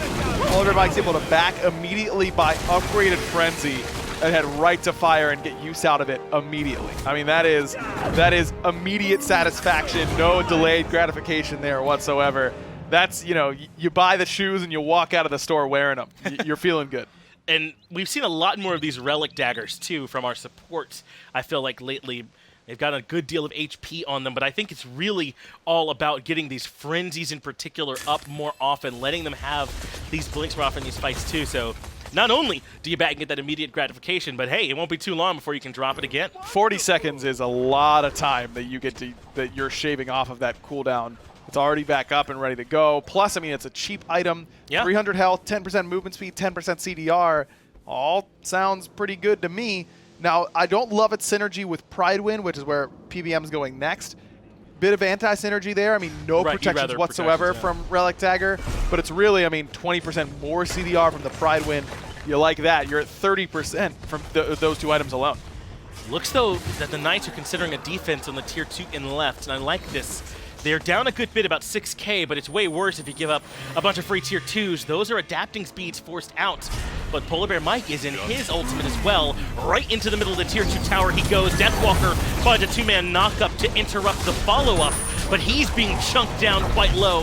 Still, though, he frontlines for the team. fineokay comes in to try and keep this contest going, but the Knights, having committed quite a few ultimates, bought themselves some time. Fire Giant Sustain is the name of the game now for Team Rival. They've got a little bit with PBM's Horus. On top of that is CaptainTwig going to try and 1v1 adapting. And that's a bold call up against this set, but it looks like he made the call correctly. Aegis comes out for adapting. He tries to go back in, but Twig wins the 1v1, the battle of the junglers, and Tier 2 tower goes down. The power of the Ares, man. That two bolster defenses does so much to let you get that protection and win that 1v1. No pen really for adapting outside of that Brawler's Beat Stick, which is of course relevant, but no Crusher to up the attack speed alongside it. The Frostbound Hammer doesn't help him too much there. So Rival are going to all in the left side Phoenix on the back of that exact exchange you just broke down, and they've already gotten it. Left side Phoenix has been burned, and they can take the fight too. Crushing away from PandaCat brings Vote very low. Zyrhoes does find Arkkyl. That's a nice pick, but it might cost him his life. EmilZy falls first. Zyrhoes does make it back to the fountain. That should be enough to slow Rival down despite a nice crushing wave. This doesn't land. PandaCat gets the shield for PBM, who returns and returns some damage onto Deathwalker, but not enough to save Twig or PandaCat. The Zyrhoes had a ton of damage in this base defense. I know Rival have been put on their heels on the back end of this fight. Awesome, nice damage from Zyrhoes, but they got the left side Phoenix. You'd love to live there, but still not too bad for Rival. Though if PolarBearMike continues to get chased, it gets worse. Good slow from adapting. No ultimate for him quite yet, and that should be the call-off. With the minions coming in, gives PBM a jump target for that 3, but great defense. Zyrhoes' positioning that fight was very, very impressive. There's a lot of good dive for Team Rival. 4 blinks, in fact, on the other end, so it's very hard to position that well as a mage when you're staring down something that formidable, but Zyrhoes does a great job leveraging all this farm that he got. I mean, this is where that sort of switch off of moving him into the dual lane ends up really working out well for the Pittsburgh Knights. If he's level 17 instead of level 19, a little bit less gold, maybe that fight doesn't go nearly as well. Knights are going to move in and grab the Pyromancer before Rival can get there. Rival want to be in position for this next Fire Giant. We're only 20 seconds away from it spawning again. Nowhere near the enhanced version, so this will be the one that an upgraded Frenzy and this Rival comp can feel pretty good about burning pretty quickly. And it looks like the Knights won't even be there to defend. Blink in, vote right there. Beads available for him, but no Aegis. Arkkyl misses the Impale, but seems like it's inevitable that vote falls. Yeah, they added a couple of extra pages there, but the chapter ends the same. It's votes falling, having been picked off by Team Rival. I mentioned that they might want to be in position for the FG, but I think they'd rather the aggression instead. EmilZy was there for some extra protections, but in comes PolarBearMike with the Horus ultimate to try and get this fight started.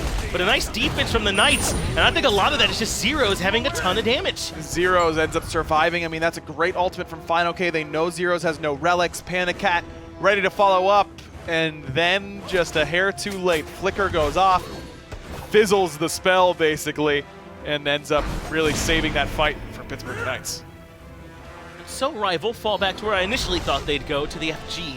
Continue to force Knights to play this guessing game. They don't have quite enough information to safely step up and look for a contest, so Rival keep forcing them to step out of position beyond those choke points to see if they can find themselves a pick, and it might just be EmilZy. Twig has found him with his chains. The rest of Rival not committed.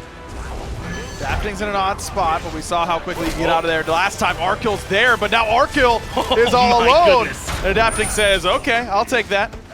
Quick use of the beads, and he just hunts Arkkyl down. Twig, though, should be able to pull quite a few in with the chains. PandaCat has found Adapting already. Deathwalker stuck away on the front end of the fight, but with all these low health bars, he actually might have some turnaround potential here onto PandaCat and PBM. EmilZy rotates in as well, but they slow that down, and now Deathwalker has been caught out by CaptainTwig. Another kill for the Ares jungle. fineokay still harassing both backline members. Zyrhoes just barely able to escape. What a sick heal from PBM that was to save PandaCat. It's not just the HP it gives you, but protections as well. I think that Warcry may have killed PandaCat without that big heal from PBM. Really, really impressive. And this has all the makings of a back in FG as Rival take a moment to go back and spend some of their gold. Take a look, though, at PBM's scoreline this game. 0-12, a part of all but 2 of the kills here for Team Rival. He's really been facilitating well for this unit. That's about the best you can ask for, I feel like, from your Horus support so far. Somewhere Pon is smiling. The Horus being played in the support role, 0-0-12, bottom of the player damage charts, not really contributing that way, but having great setup and insane peel. The heal protections combo ending up coming up clutch. This is the Horus highlight reel. This is the demo reel for Horus. Fire Giant will certainly be going down now for Team Rival. They'll have to regroup and move into siege position. But I think it's so big for Rival that they're getting a good game out of PolarBearMike and playing up at that level that we expect him from, because Rival looked a bit shaky, at least from my seat, in those first 2 games. Plus, I think the same can be said for CaptainTwig. I really thought that he had a lackluster first 2 games. This game, he has been very impressive. We'll forget the ult that he missed. Other than that, has looked very good, been in the right spots. The way he's rotated around the map has been perfect, and his team play has been right there alongside it. Yeah, if I'm going to gas up being a part of 12 kills, then I'm real excited about being part of all 14. A nice game here from CaptainTwig. We saw that solo kill he had in Adapting earlier. Of course, he did have the level advantage, but just a fight Adapting couldn't take at this point. And now enjoying a 5K gold lead, almost 6,000. Team Rival set up to start pushing into some of these Phoenixes. Little surprised to see no Enchiles for the Pittsburgh Knights. It's such a good item against both Habwa and Ares. I mean, Ares, obviously, you silence out the flames, you feel great about yourself, you give yourself a window where that chain can't come out again. That feels good. But even Habwa, I mean, if he's going to blink in and knock you up, to silence him and stop that ultimate from coming through when he thinks it's going to happen, he's got no beads, neither does CaptainTwig. You can give yourself a window a window like that. Take it. I think it's a core item in a matchup like this. Either Adapting or Deathwalker or both should have it. We saw PandaCat have a pretty nice crushing wave in their last siege, where that almost was enough for them to end the game outright right there. But Zyrhoes' damage was strong enough, I think, to slow them down that push. They instead go back, grab the Fury, and now they'll come in to make their siege. They still have 2 more minutes to work with on this Fire Giant buff aggro. Rival gonna look for a bit of a split. It's CaptainTwig pushing up the mid wave, the other 4 over here in the long wave. Someone's got to find an answer for Zyrhoes, and I wonder if one of these 4 blinks can be just that. Well, it's fineokay. That is indeed going to be the one. He blinks right towards 0 to get the fight started. So EmilZy drops Dharmic Pillars. Twig pulls Vote back in. That forces the Aegis out early. PandaCat has already found his way to adapting. Vote's been forced all the way back to the fountain by Twig's damage, and that is the left side Phoenix falling yet again.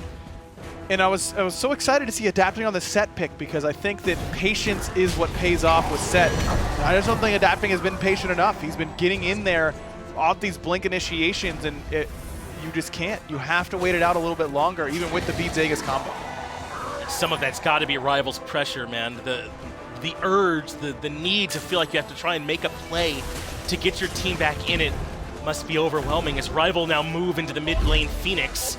Still, though, they're playing this one a bit slower. They don't have the minion wave. Zyrhoes doing a good job of clearing and forcing Rival to commit heavy. Merlin doesn't get enough credit for being hard to siege against, but he really is. And one way to do it, blink on him yet again. 2 Phoenix Sieges, 2 blinks on top of Zyrhoes. And the second one he doesn't have any answers for. Now mid-Phoenix, a foregone conclusion. Adaptin is back up. That means there will be 4 members of Knight to try and play defense here, but Rival have yet again been playing so cleanly around these FGs, around their pressure. I don't know if Knights have the answer. PolarBearMike is in a little bit of trouble. EmilZy dropped the Dharmic Pillars, and that does mean Adapting finds the kill, but PandaCat on a rampage takes down Adapting yet again. Vote finds Arkkyl. They're keeping the right side Phoenix up, but a double kill for PandaCat, and now it's just EmilZy left. I don't even know if they need to hunt him down. PandaCat, Twig, and fineokay, and a bunch of minions are enough to end it. Game 3 goes down for Rival. 2 in a row now for the Rival boys, and they're looking good. 8-1-9 for CaptainTwig, 8-1-6 for PandaCat. When your mid-jungle is going to combine 16-2, things are probably going to go very well for you. PandaCat, on top of the way that PBM played and the top of the way that CaptainTwig played, had another really, really good game on this Habois. He was able to really get in and deal a lot of damage pretty safely because of that lack of crowd control from Pittsburgh Knights comp. I think they were really lacking it. I do think so too, and Rival recognized it from minute 1. You could just tell by their relic selection that they weren't threatened by it at all.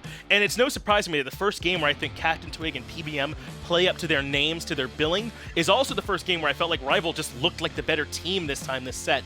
Now up 2-1, they got to keep working on that momentum. They were in control all that game, and now that you've won 2 in a row, you know Pittsburgh Knights are feeling a little bit of that pressure. See if you can just close them out right here. They're going to have to find some kind of way to recoup from those losses. There'll be another quick break. We'll be right back to break down that game. The Smite Pro League is brought to you by Titan Forge Games, the developers of Smite.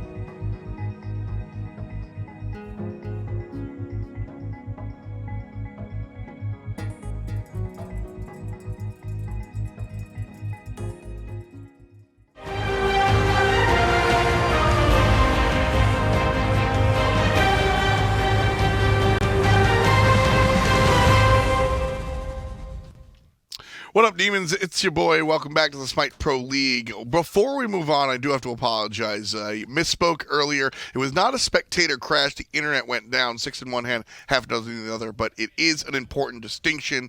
And of course, as in all situations, the game did go on, and that's the important part. We are able to bring you the next one, and we just saw this last one. So me and Taco are going to break this one down very happily for you. Rival, able to move things along. And that rival composition, we talked a lot about how consistent their crowd control setup was and the chain setup that they could potentially have as they maneuvered as a team. But absolutely love the aggressiveness from this team throughout the entirety of match 3 here. Absolutely. The all-in potential. PandaCat 8-1-6, CaptainTwig 8-1-9. It was a lot of work being put in from the mid-jungle combination. And of course, PolarBearMike setting everybody up. Have to appreciate a support with the almost had the perfect score line. If he'd had the 0-0 and 16, it would have been 200 IQ there, but had a single death to his name. Still, the message was all the same there for Pittsburgh Knights. They were not allowed anywhere near that back line, and it was just super impressive the way that PandaCat was constantly running them down. Yeah, here this is a tie game. Rivals snatch the Gold Fury, and then they're able to go ahead and just take this fight. And like we said, this is PandaCat up and down. You see multiple player knockups. The Waterhand's doing a ton of damage, and CaptainTwig actually confirming that double kill. And then we move into a little bit later in the game. Rivals got a lead, but they kind of mess up. Rival was having the idea of the Wrecking Ball, like we mentioned, which was critical for their strategy to succeed, or for this comp to succeed, I should say. But sometimes you overstep your boundaries and you forget about the fact that as much damage as you can dish out, Merlin can kind of return the favor, and it was just a little bit too much of an overextension that put a little bit of a delay to the ultimate game result here. But for the most part, Rival still had an incredibly firm handle, and that became even more evident as immediately after the fact, another beautiful team fight going entirely the way of Rival. PolarBearMike here playing on the back line, and all of this, of course, off of the 5-man Ares chain. Not everybody gets pulled, but it's enough to get some abilities and some relics, and all the while, PolarBearMike is doing all of this important stuff on the back line. We really wanted to highlight the kind of support play, and I mean, even look at this. All your stuff is on cooldown. You can still do something. PolarBearMike just setting the screen like he's playing for the 96 Bulls, not letting EmilZy walk, simply because he's in the way. So a lot of nice instincts there coming out from PBM, and that's what allows him to lead his team into the victory lane. It was just so cool seeing the distinction between the clear frontline and backline support between Rival's frontlining members. I mean, fineokay was just doing what he can to best support CaptainTwig, and it really just felt like fineokay and CaptainTwig working hand in hand to keep consistently harassing Pittsburgh Knights carries. I don't think there was ever a time where we didn't see somebody's beads getting burned from PK, and it just made things so impossible for Vote or for Zyrhoes to try and have any sort of impact in the team fights, because they're too busy running away from that King Arthur to begin with, or they're too busy trying to avoid the no escape out of the Ares. Just too much pressure, and kind of in a similar fashion what happened to them in game 2. Just over and over again there. Real clean stuff coming out of Team Rival. Arkkyl also able to bounce back as well. Like we said, game number 2, Arkkyl did it. We saw it. Game number 3, Arkkyl did it. Y'all saw it. Game number 4. We'll see if Arkkyl can do it one more time. P's and B's, pretty please as we jump in. Rival, looking at their ban list. PK across the way. We've seen a number of, we've seen the Osiris ban out every time by Team Rival. Kronos has been banned every game as well. Are you expecting anything real crazy to be seen here? Well, what's making things exceptionally tough for PK is that Rival have run 3 different types of compositions now throughout this set, and they're not really an easy team to try and navigate throughout the picks and ban structure, because they have so many multi-role individuals on Rival that share similar god pools. Twig, fineokay, and PolarBearMike can all interchange pretty easily amongst whatever kind of frontlining gods that Rival chooses from, and I think that's put a lot of pressure onto adapting. He just looked kind of lost with that set. You know, it's interesting because Ryan Aggro brought up on the cast that on paper, this really seems like an adapting character. Come in towards the late end, activate Kingslayer, eat everybody for dinner. And I've got to agree, and I think that it might agree in practice as well. I am the big proponent of saying, shut up with your small sample size. I think one game is not enough to really draw a conclusion from. I'm there. I was disappointed with the set, but I don't think that that's what we're going to expect every time out of adapting set. Here, elimination game, maybe not the time to bring it out again, but man, it just seems like such an adapting god. It seems like it, but kind of hard to utilize set when you don't have those sustained features available to you. Rival did an exceptional job not only at controlling, adapting, and the carries from PK, but adapting also didn't really do himself any favors, not building any sort of sustain into his itemization choices. That made it exceptionally difficult for that set to really have much of an impact when he's able to get controlled and then blown up because he can't survive. So with that in mind, Pittsburgh Knights decide to shelve that choice, and they're going to look at it again. Again, the elimination game, probably not the time to kind of try out some flexy things. So the set will be banned, and that leaves us with a first pick Khepri across the way. Curious to see if Rival choose to also try and look for an early Ares pickup in order. I think that this might have been a trap set in play from Rival, assuming that Pittsburgh Knights would look for that King Arthur. Zhong, maybe not so much something that Rival was hoping that Pittsburgh Knights would prioritize here. Might have been looking to try and take that one for themselves, considering fineokay had a really strong performance on it in Game 2, but unfortunately that just won't be an option for them any longer. But a decent amount of space control already being provided there for Pittsburgh Knights between the King Arthur and the Zhong. The other instance, too, that I'm looking at as well is that Pittsburgh Knights don't necessarily have to focus on just pinpoint type of compositions. This Zhong is going to make it possible for them to deal consistent damage over time as well. Chang'e going to come through and cut some of that sustain a little bit. King Arthur and Zhong will be healing reduced for sure. Ho Yi picked kind of early. And right quick, I kind of want to ask why we see the bride and the groom here. Why is Ho Yi selected number 2? Might have been some concerns here from Rival that if they didn't pick it now, they might wind up losing it later on. PandaCat, probably one of the more notable Ho Yis that we have in the Pro League. Despite the fact that he's a mid laner now, he was still one of our classic Ho Yi players back in the day when he was in that hunter role as a main. Not only that, but Arkkyl also has a fairly strong Ho Yi, and it can kind of counteract what the Zhong is trying to accomplish in that recall demons. You drop the Sunbreaker on top of wherever the Zhong is at, and then suddenly Pittsburgh Knights are all getting slowed in the process of trying to look for the follow-up. First half of the draft done here, folks. Khepri, Ho Yi, and Chang'e, as we just covered here for Team Rival. Pittsburgh Knights on the other side. King Arthur, Zhong and Muzen. A lot of damage there. Zhong and EmilZy able to really overpower players in team fights and in lane for what it's worth. And those will wind up on the long side or the middle. No real surprises either to see Pittsburgh Knights opt to ban away that Ares. Had some concerns that if Rival didn't take it, it was not going to be available later on. But the Nemesis to follow that one up, so it's clear PK are trying to make Twig uncomfortable, but I'm not really sure that that's super possible, Tom. So it's one thing about making Twig uncomfortable, and I'll agree with that, but the Nemesis was devastating in game number 2. King Arthur was Nemesis ulted every single team fight. Deathwalker was always the target for the Nemesis, and because of that, Pittsburgh Knights didn't have the King Arthur. His whole thing is that he lasts forever in those team fights. He sits in the middle, he heals off of all 7 people that he's hitting, and he never dies. Well, if you get Nemesis ulted and jumped on, that's no longer the factor, and so that kind of removed Mr. Arthur away from the situation. So PK kind of protecting their solo laner and getting rid of the protection shred. Now going into control, Kumbhakarna will be the guardian of choice here for Pittsburgh. Really like seeing this Kumbha as well for PK. And just in case PandaCat might have been toying with the idea of bringing back that Habois, just not going to be a likely selection choice here. with that epic uppercut. Mez, too many tools essentially to try and disrupt, but Poseidon on the other hand keeps PK at a distance, and that's really what Rival is after with their current composition. They know what kind of space control and what AoE presence Zhong, Muzen, and Arthur can provide, so they're just looking for the counter initiation, and that Hunbatsu is only going to further that line of thought. Long range is what Rival want to do. Chang'e is melee largely. When you're looking for the exorcism, it's all melee range. AMC obviously a carry and has some range, but King Arthur also going to be in the melee range. Robin, if they do select it, will be in that melee range. So keeping that distance, keeping that range is certainly a good thing.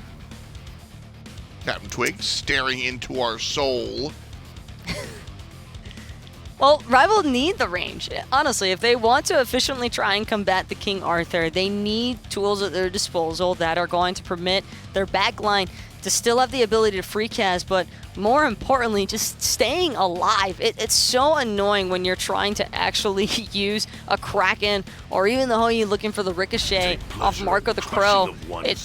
King Arthur's bad enough as is, but this Robin builds even more so into PK's dive potential as a team. So Rival, it's not going to be necessarily a freebie off that Fear No Evil for that counter initiation. They're going to have to work for some of these team fights. Robin at the end is going to be a great choice. I absolutely love the selection.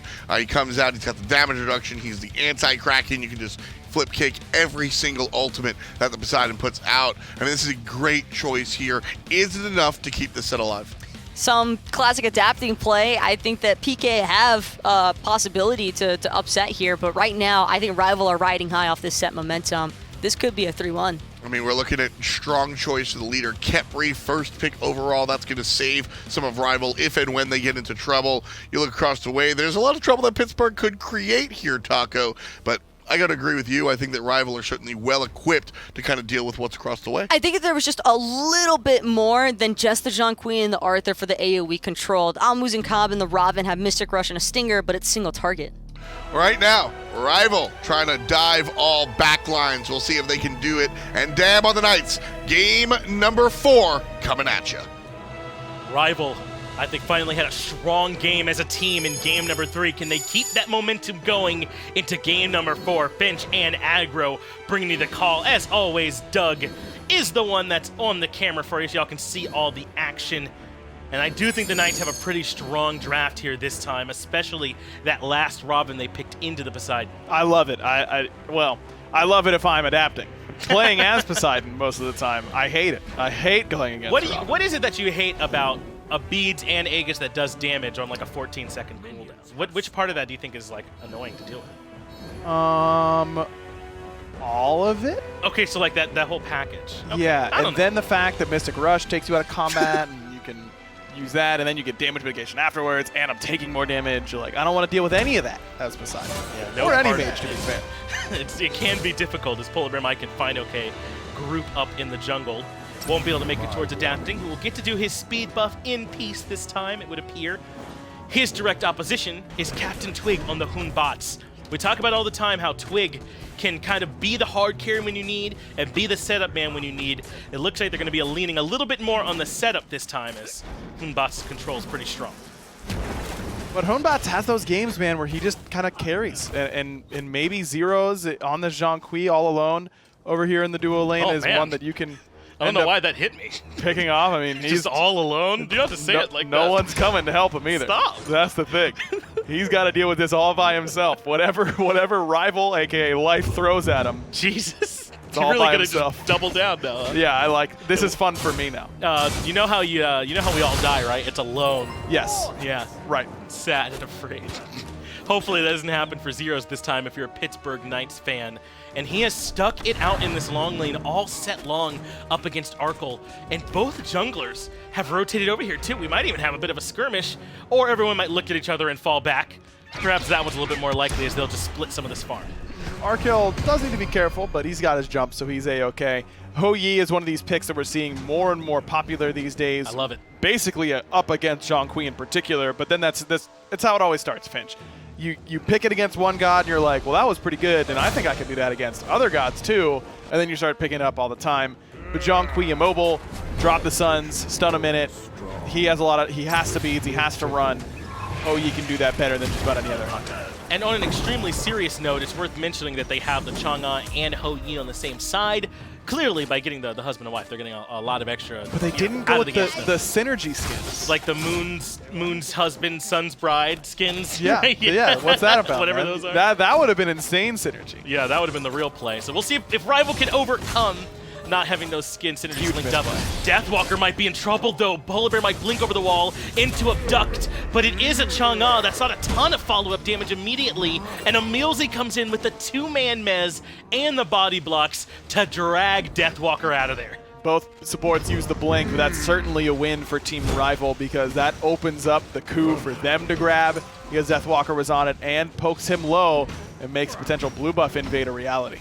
PolarBearMike going to continue to play aggressive. They're going to use that mez to get some decent follow-up here on the Khepri, and now PBM might have bit off more than he can chew. Twig is lying in the wings, but he doesn't have much as an early Unbots. He blinks in, there's the slows and some extra damage. Overhand smash hits everyone, but now EmilZy's made his way out. That was back and forth. Deathwalker is low. I mean, this is where the healing comes in more than anything else for fineokay. Plus the blink root missing from adapting. If he just is able to close that gap a little bit more before BBM gets out of range, that would have been first blood for the Pittsburgh Knights, but instead it forces EmilZy back to base. At least he doesn't lose his passive, but it's a blue buff invade for Rival. And that meditation, man, it's in the tutorial for a reason. It's better than you think it is, you know? In that moment, it looks really good. Yeah, it can't be leaving auto buy on out here, right? Is fineokay. Battles it out with Deathwalker and adapting. This time the root does land, and this spells trouble for the Chang'e. Overhead kick is enough for him to find first blood. CaptainTwig wanted to come in and find a return kill and nearly lost his own life in the trade. It's the Knights on the board first. Surprised that fineokay kind of leaves himself so open to that just little loop around from adapting. I mean, they know adapting's on that right side. fineokay is not level 5. Really hard to get away, and adapting just waits him out. On that too, you're using that as your immunity to the root. You get hit by the root, you're dead. If you don't have your 2 up, and adapting this is able to win the patience battle, the stare down in that lane, and it results in an easy first blood. That means fineokay also loses his blue buff. So not only the blue buff that was around his waist that he stole from Deathwalker, but obviously his own blue buff was stripped away on the back end. And Chang'e loves having all the extra mana and votes. I hope he loves being in the fountain because that's where he's been sent. PolarBearMike, working together with mostly PandaCat's damage, finds the kill. Did Vote fat finger a beads before that? Because his beads were on cooldown for 9 seconds whenever that combo just happened to him. Maybe PandaCat forced them out or something. But did he beads the root early, or was the root part of the combo there? No, it was already. They were down when the root landed, I'm pretty sure. So he must have just used them by accident or used them in a fight that he didn't really need to before that. And that's an easy kill for Rival. I mean, an AMC with no beads. Yes, please. Bit of a field day farm, and Rival will take full advantage by moving in to invade the red buff. EmilZy and Vote rightfully rethink that. They are about to be moved to the choke point up against a Poseidon Whirlpool, so correctly recognizing they needed to fall back in that situation. No blink ultimate, though, from CaptainTwig, which is kind of surprising. I mean, you know that Vote has no beads. It was called out, and they didn't use them a little bit beforehand, so now you have a great opportunity to get another kill on this mid laner early on and set PandaCat even further ahead. Zyrhoes, though, on this Zhong is going to potentially be a bit of a saving grace for the Knights. The way he played the Merlin with all that accelerated farm was so huge for them, and Zhong can do a lot of the same stuff. Maybe not from that same range and safety, but he could certainly have an impact as Arkkyl commits the ultimate. That's what you were talking about earlier, about that good matchup, but PandaCat finds votes in the middle lane. Kraken gobbles him up. Exactly what I was saying. Blink ultimate from CaptainTwig. Kraken's there as well. No chance ever for Vote to survive that. And this is where being in the mid lane is a little bit different than being in the long lane. In the long lane, you know, it's a little bit less likely that they're going to be there over and over again. Your beads are down, but they might have one opportunity to kill you for it. He's already gotten killed twice with his beads timer down. There's a chance that PBM can find him with a blink abduct and get a 3rd kill on him before he ends up getting that relic back up.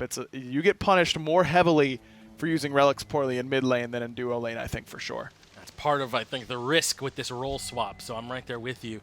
I do want to point out Deathwalker has kept track of that blue buff timer and stripped it away from fineokay yet again. He used the teleport from within that blue buff alcove to get back to his own tier 1 safely. So they might need to even rotate someone over the next time that blue buff is up just to make sure they can gain control of that timer again. And fineokay also likes to have the blue buff, I'd imagine, on Chang'e. Of course, you want that mana sustain so you can spam your abilities as often as possible, and the CDR really helps her quite a bit. EmilZy, though, playing aggressive, has found his way to CaptainTwig, but PBM nearby, Scarab's Blessing, if necessary, would have gotten him out of there, and just like that, Rival able to reset. That is the blink and ultimate down for EmilZy, and they didn't get much on the back end. As now Rival going aggressive on their own. It's Zyrhoes inside the Suns. He is able to find a nice stun for himself, but pulled back in, and there's the kill. EmilZy not there in time.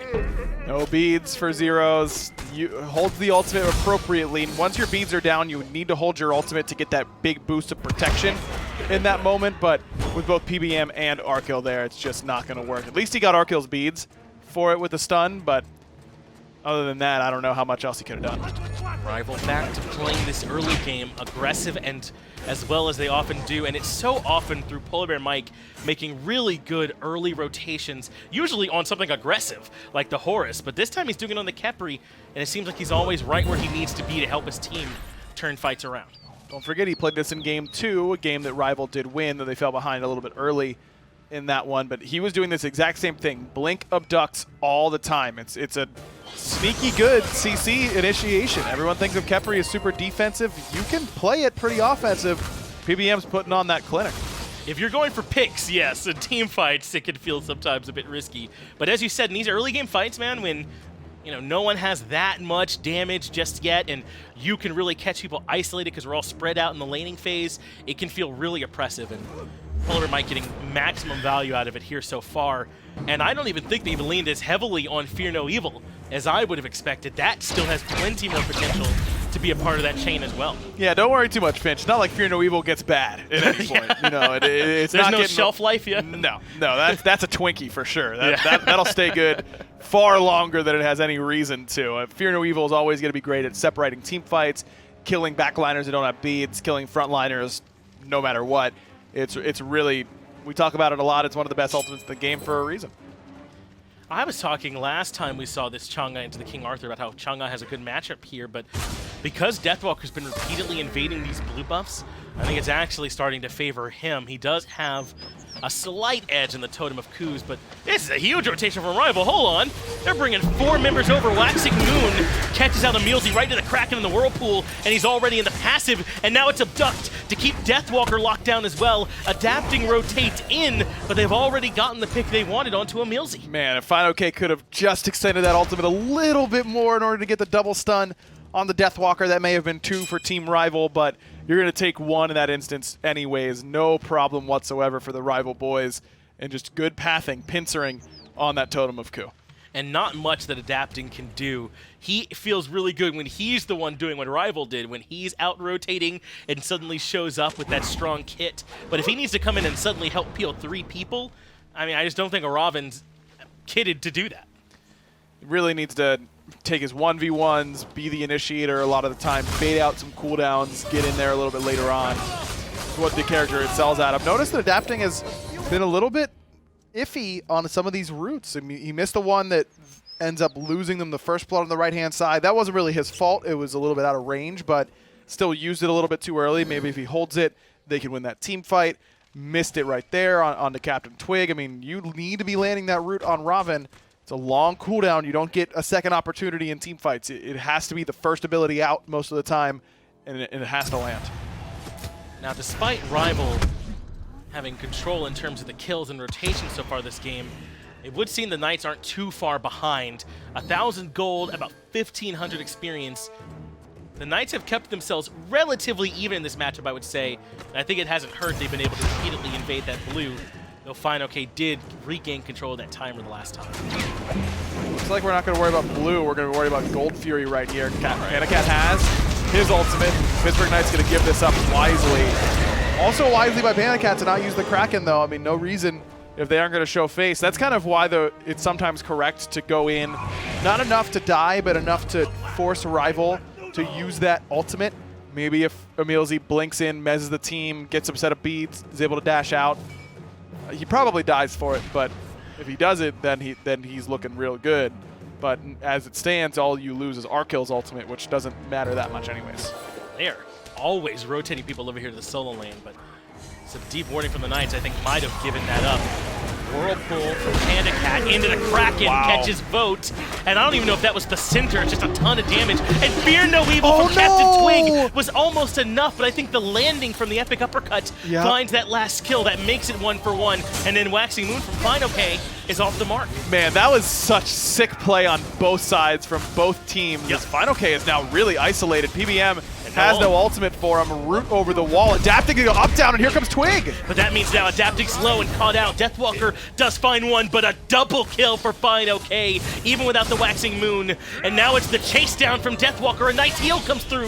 That means he has to keep committing, has to take him to Camelot and Avalon, and finds one more kill. Oh, Arkkyl used all that time that Deathwalker was doing all this nonsense to rotate over and get himself a kill. But take it back to that mid harpy fight on the right-hand side. I mean, it's such a sick ultimate from EmilZy to take PBM out of combat so that he couldn't Scarab's Blessing PandaCat.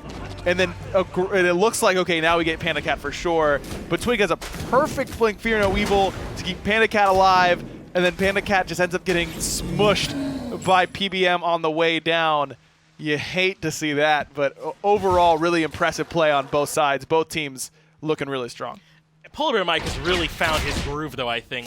And this is why Rival came away out of Phase 1 as the top team with the best record, MSI aside, and we're looking so strong coming into Phase 2.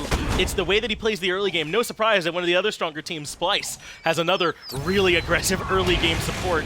And he's 2-6, man, a part of all 8 kills. He's everywhere that Rival need him to be.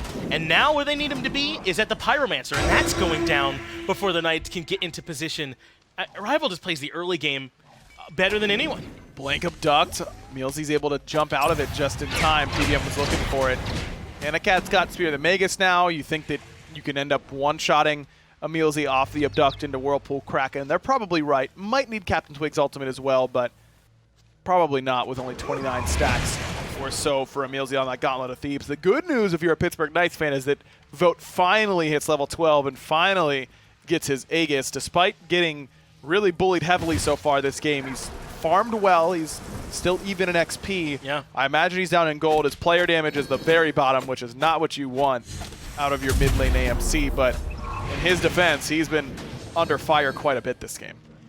And AMC mids can be, and I wonder how much of it is maybe Vote not being as familiar with being in the mid lane as a mid laner would be. There's just so... Mid lane is one of the toughest roles to position in, I feel like, in the game, especially on someone without a movement ability. And Ryan speaking, I'm going to hold the mute button on his mic so that we can't hear him for this. And it's not just the positioning, Finch. It's the fact that your abilities are harder to hit and all this kind of stuff. I can mute you, and I have done so successfully. Thank you. Yes, every time we mention a hard mid lane, is Ryan has to come in and set up that slot. It is I'm just agreeing with you, man. It's the second hardest role in the game behind jungle. Yes, I'll give you that. Fine. Sure. Fine. I'll take that. You know what now, though? Hunters have to be the most versatile players. You got to play... Okay, we're going back to the mute button here because I don't want to hear anything about Hunter players and how hard their role is. Miss me with it. PolarBearMike has found an abduct here onto EmilZy, though. The Whirlpool having already been used meant that a lot of the follow-up's not there, though EmilZy keeps this fight going, and Vote finds some decent poke to bring PolarBearMike down to half. And I think that's actually decent. If he can't initiate, then Rival will have to slow down for a bit. But what is this? All of a sudden, he's been caught out yet again. Man, that blink abduct really caught Vote off guard. Quick beads, though, but that's a win for PBM. He got blink out from EmilZy and ended up with a lower cooldown blink because of his Relic Dagger. So it's already a win anytime you're trading blink for blink when you have Relic Dagger. I mean, look at the difference in the cooldowns. A full 40 seconds feels insane. And you got Vote's beads and EmilZy's ultimate. Nice play there from PBM. It's just absurd how often Blink can be up for these Guardians or these supports when they're able to build the Relic Dagger. And 2-0-6, I mean, it's not as if you can even say he's been punished for maybe not getting enough protections. He's got Gauntlet of Thebes, just going to more HP, the tank boots too. I mean, I just think this is the strat. Look at how much player damage Mike has done this game. I mean, that's a lot. That is, yeah. He's done more than Adapting, Vote, or Zyrhoes, or EmilZy. That's insane. Gold Fury time, that's been enough to force EmilZy into a bad fight. The suns rain down, but the rest of the Knights come rushing in from the wings to get things started. And Zyrhoes is the one that moves in with his ultimate, recalling demons. Kraken doesn't find the knock up, but it's still enough damage here from fineokay to bring Zyrhoes low. And they drop the Scarab's Blessing to make sure PandaCat lives. And now Rival can resurge forward. Deathwalker has one up into the air. EmilZy wants to come in for the follow-up with the epic uppercut, but it costs him his life. He goes right into the passive, but no one can afford to turn around for the autos as Votes found Arkkyl. But now Deathwalker, no, it's adapting actually, who finds two, who's looking good now, level 14 on this Robin, but still is able to clean up. A bit of an awkward fight there for Rival. I love the fact that PandaCat is calling that he has no mana. He would have had a huge Kraken, but then ends up completely fineokay hears him, hits him with the med, but then the Kraken was off the mark onto Zyrhoes. Now fineokay in a bit of trouble again. He wanted to stop them from being able to grab this Oni Fury, and very nearly ends up costing him his life. PandaCat has plenty of chase down potential, especially with the Waxing Moon. That's it for adapting. But wow, I mean, the thing that's most impressive to me is EmilZy's recognition that he could afford to go in there, even with the passive proc. No one could afford to force to use autos on him to kill him. Good fight from Pittsburgh Knights, and that's what we needed more of, is this kind of turnaround. And adapting as a great fight that time around. His timing on going in with that Mystic Rush. A lot of times people use it as a fight ender, but a lot of times using it as the fight sort of starter. Not necessarily a full initiation, but right as the fight is starting to break out, you use it to make sure that whoever your targets are taking more damage, you've got the damage mitigation, and you can still stay okay in the midst of all that chaos. They do not have the Waxing Moon for this fight, but it's starting up either way. Fear no evil from CaptainTwig, pretty good at controlling fights, and that spells the end for Zyrhoes, who gets isolated. EmilZy's been stunned, but Rival not looking to try and kill him right away. Instead, they'll hold this Oni Fury again and bait the Knights into another bad fight. Mike has got to keep his eye on PandaCat. He's low with no relics available, I don't think, but Mike has that Scarab's Blessing. Abduct into the Waxing Moon. That means EmilZy's in some trouble, and the turnaround Scarab's Blessing keeps PandaCat alive, and now adapting must overcommit. They do find the kill, but it costs him his life. Vote comes in with some extra damage that brings down CaptainTwig. It's 2 for 2, and Vote finds himself a double. Make that 2 for 3. Man, that is exactly the way Vote needed to play that fight. His patience was perfect. He waits out the entire engagement and then walks in as a full health level 17, now 18 AMC, and just pumps out more damage than anyone can account for. Remember, not long ago, Vote was at the very bottom of the player damage charts. Look at where he is now, 3rd overall. You can tell these last 2 fights he has done quite a bit of work. He was 0-3, now 3-3. Impressive turnaround for the usual ADC playing in mid. Yeah, very strong play from him these last couple of fights. And when we had a chance to listen to them a little bit, I would describe Vote as calmly confident. I'm sure that he was coming and going, it's all right, guys, I'm on my way. As now Oni Fury being pulled yet again. Arkkyl drops the Suns to stop them, but Zyrhoes has kept it at least for now. Oh, and Rival take it goodness. away. Somehow they find a way to grab the Oni Fury, but it might end up costing Arkkyl his life. Deathwalker spins through and cuts him down. PBM's gonna go aggressive, bring Zyrhoes right back into PandaCat's damage. That's nuts. CaptainTwig finds a pretty nice Fear No Evil of his own. That makes it 1 for 1. Zyrhoes goes down, but remember, it's Rival who found the objective somehow. Who stole that one away? That was a frenzied solar flare right there My from, goodness. from PolarBearMike that I think stole it. Maybe it was a tick of the 2, but it looked to me like he timed the solar flare perfectly. Listen, man. Even Krillin used Solar Flare against some really OP characters in DBZ, so it's got to be OP here, is all I'm saying. He's the strongest human. Krillin's strong, dude. Come on now. Krillin sucks, and we all know it. He'd flex on you as adapting is able to avoid getting rooted. How impressive. Pyromancer now going to go down for Team Arrival. In fact, they should be able to grab this one pretty even. Really quick aside, Aggro did say that if he had to fight 100 times against an average person, he would only take himself, what, 5 times? You said? Yeah, 5 to 7, I think is fair for me. Yeah, look, it's not impressive beating me in a fight. Sure, that's all. I'm going to finch this. I'm going to lower the bar to the point where it's a lose-lose for whoever's against me. You either beat me and you're supposed to, or you lose and it's embarrassing for you. You're starting to see that's a strong play, isn't it? It really is. Well, there's no counterplay. Yeah, it's pretty good. As long as I'm willing to take the initial L, right, I can invalidate all of your other wins. Yeah. Exactly. Pretty easy. But Rival are the ones invalidating some of the Knights' wins by stripping away the Oni Fury, coming back over and finding the Pyromancer, making that fight even with the 1 for 1. And if CaptainTwig going to find sick Fear No Evils like that, then they can keep this game going and maybe even close this set out. Wow, Mike, no hesitation. Just, yeah, we're on this. Come get it. Yeah, let's just go ahead and get this one started. They trust themselves to fight around the FG correctly, but it looks like they're not all in on it. They are the ones with the Chang'e, though. They can afford to sacrifice a little bit of HP to force Knights into a bad spot. Traded Ho Yi ult for Kumbhakarna ult. The Kumbhakarna ult has done a lot of disruption so far, so maybe that's a win for Rival. CaptainTwig, blink, fear no evil, and Zyrhoes the target, abduct into the whirlpool, and Zyrhoes never had a chance, especially without the beads. They knew they were still on cooldown, 30 seconds to go, and Zyrhoes sits on ice. Man. All right, I'm going to make an analogy here that PBM's going to really like, and that's the only reason I'm doing it for him, because that was Ray Lewis, Terrell Suggs territory, where where CaptainTwig is Terrell Suggs moving the running back right to the waiting Ray Lewis right in the hole, and PBM just waits it out perfectly. The CC chain was it just absolutely flawless.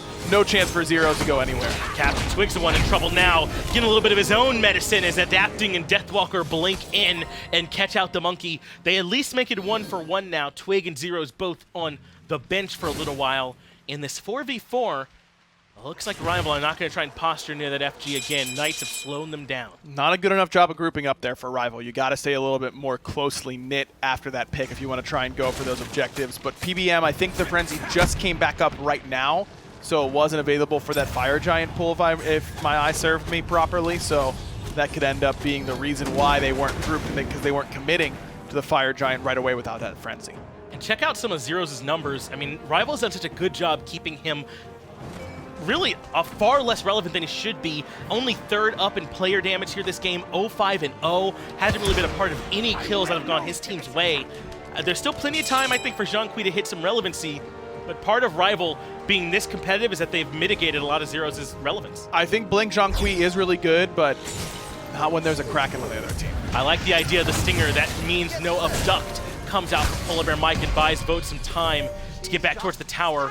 Two-man Waxing Moon from fineokay deters the Knights from any further aggression. Still, I mean, that's a win for Rival getting Vote's beads out, but overall, to lose fineokay's ultimate, that does hurt you a little bit, though he's got plenty of CDR. I mean, blue buffs 10%, you got 10% from Boots, 10% from Genji's Guard.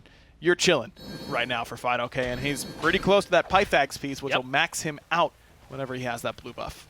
Should be able to find a good deal more, but the Knights are still fully in this one. I think that's impressive in and of its own right, considering the analysis we were making about Zyrhoes, and I think Rival really were playing the early game so well around PolarBearMike's early rotations that they've been able to bring this back to parity, if not a slight favor to the Knights in terms of gold. I mean, that's impressive in its own right. Look, PK has played really well today. Regardless of the outcome of the set, I have been impressed with them as a unit. And I think that a lot of people may have been a little bit down on them after getting beaten by Renegades in round one. They kind of forget, oh yeah, Pittsburgh Knights is a top team, but they certainly are. There's no doubt about that. And to be fair, everyone lost to Renegades, so. Very true. Make sure that you give the Knights their credit, I think, is kind of your overall point there, based on that Phase 1 performance. We do have our Primal Fury up, though, along with the FG. That might be why it seems like the teams are magnetized a bit towards this left side of the map. They're around this smaller objective that you can fight on a little bit easier. Everyone's got just about all their relics up, except for these two hunters. Arkkyl and Vote still without beads for another minute. They're going to have to be extra careful if the fight starts up. But Arkkyl is the one who can afford to stay a little bit further back. I mean, this composition doesn't punish you for not having beads nearly as well as Rivals does. Hey, that's done. That's it. Primal Fury has already been grabbed in favor of Team Rival. Pittsburgh Knights hungry to try and punish.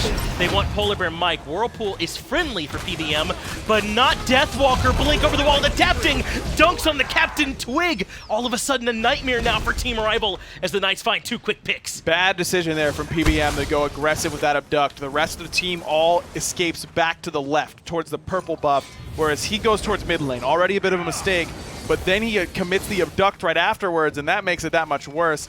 I didn't even see CaptainTwig's Fear No Evil because he died so quickly it ended up not doing anything at all. And now it's Zyrhoes' turn for a blink into the stun, into the epic uppercut. Arkkyl still has dive bomb to reposition, but Adapting is waiting with a blink of his own. One more kill for the Knights. That's 3-0 in their favor. They're going to head right back towards the FG.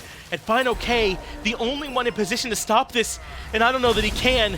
And the Knights have earned themselves the big-time objective. Just like that. That's how quickly these games can turn, Finch. Yeah. What was looking like a great team game for Rival, they were in control without a doubt, ends up going the way of Pittsburgh Knights very quickly all of a sudden because of one bad decision right after an objective. I mean, that's classic stuff. You get the objective, you get out. You're in a bad position because the momentum of the fight is working against you. Going against the grain is always hard in a team fight, and that's what objective fights always are.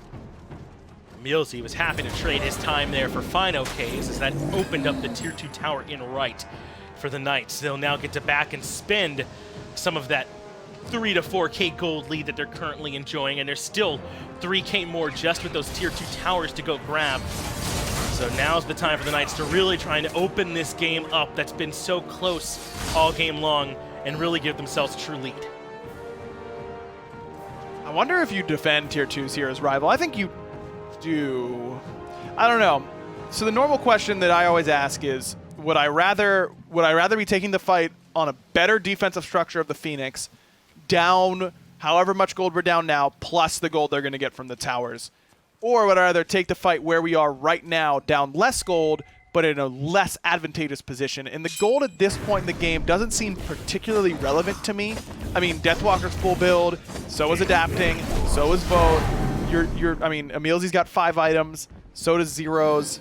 Gold doesn't hurt you that much, so giving up the gold doesn't seem that important to me if I'm on Rival. But at the same time, I don't know that I want to expose my Phoenixes really easily. I don't know. I think you defend on Phoenix. I just don't think the gold matters enough to die on a tier 2 at this point in the game. Yeah, I also wonder if maybe defending on the tier 2 is riskier into this heavy blink composition from the Knights. Without a doubt. Because they can kind of loop around in these back camps. So maybe that's another argument for defending on these Phoenixes. With this much investment into all these blinks, don't give them any extra opportunities for flanks. Completely agree with you. That makes way more sense to me. You don't want to let Zyrhoes find a good angle in. And it's not even that you might find a good angle in, it's that you have a much better angle out. Right. In the Phoenix, once you blink in, you're committed, and there's really nowhere for you to go. The Knights look like they want this left side Phoenix still another minute and a half with the Fire Giant buff after grabbing both tier 2 towers. For what it's worth, Team Rival have a pretty decent defensive team. The Whirlpool can clear the wave relatively safely, and Twig's ultimate feels good. But man, once Whirlpool's down, that's so much control. Deathwalker, I'm sure, is happy every time that ultimate that it basically feels like an ultimate because it shuts him down so much. Well, it's time for the blink. It's EmilZy that goes in first. He's immediately abducted, and Arkkyl's already dropped the Suns. EmilZy responds with an ultimate of his own on the PolarBearMike. And Rival have done enough just with that ultimate from Arkkyl to slow down the Knights' push. I love it. Trade ult for ult, but blink for nothing, basically. I mean, blink for Frenzy, I suppose. But Frenzy comes up in about a minute. I don't love PBM's usage of that Frenzy there. It's safe, you know. I don't think you can really fault him for using it, but they would really like it now. Deathwalker's the one blinking in this time, and there's that Whirlpool you mentioned. Kraken committed along with the Fear No Evil. That's a lot to make sure Deathwalker doesn't leave alive. Arkkyl is the one that gets kill credit. I don't even know that Rival have to push into this. They've already done enough by defending the Phoenix, but they want more blood. Zero stuck in the Whirlpool as well, and he's dead to rights. fineokay finds one more. Suddenly 2-0 in Rival's favor. Adapting might be able to get this mid-Phoenix if no one backs in time, though. CaptainTwig is on the way back. This is He's got a lot of damage. I think he's got this. Yeah, not only is he going to get the Phoenix, but look how much he stopped the push from Team Rival. They had to come back and stop him, or at least attempt. That's a huge play from Adapting. Heads up, recognizing his own potential there. Blink for blink. Adapting still has Mystic Rush, and no ultimate here for CaptainTwig, but may not need it. Adapting will have to use something eventually. Overhead kick allows him to immune some of that damage. Immediately goes to the ultimate. That forces PBM to go to the Scarab's Blessing. Meanwhile, the rest of Rival have now grabbed the tier 2 in left. Arkkyl, PandaCat, and fineokay with plenty of damage. They can't go any further than that. What a back and forth match, though. Really, the whole set has been back and forth between these two teams. Clearly, here at the top end of the SPL, they're evenly matched.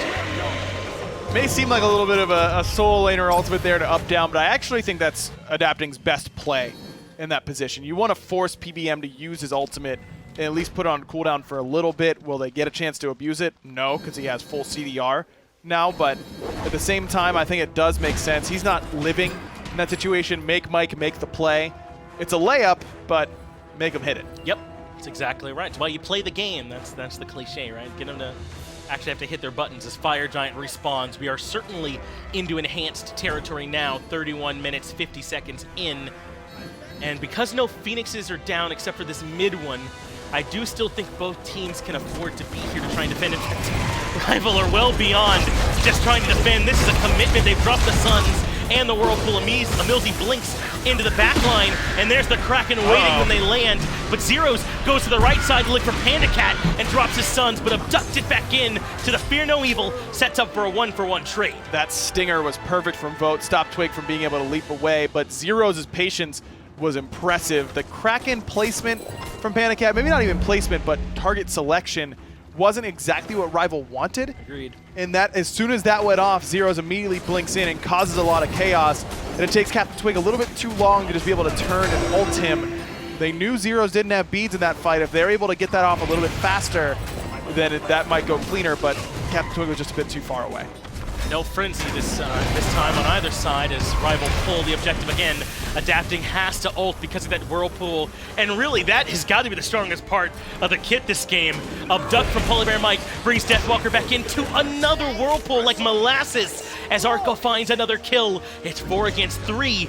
And Rival have played around the FG correctly. And another abduct into another Whirlpool, waxing moon there too. But EmilZy makes it out with the epic uppercut. This full CDR Khepri is just so obnoxious, isn't it? I mean, it's just abduct after abduct after abduct into a root, into an ult. I mean, they've got it all every time. It's Chernobyl levels of toxicity as EmilZy tries to blink in, but immediately gets knocked up into the passive, and yet another kill. For what it's worth, this stagger has stopped the Fire Giant for a little bit. No, you're kidding. Wait, the Knights, they strip it away. That's Vote. It has to be no one else there. He even spam laughs as he makes his way back to the bank. Team Rival, they couldn't hold on and secure the objective. Man, come on, bro. Brutal. I mean, it's just, it's a swarm. You can't body block it, of course.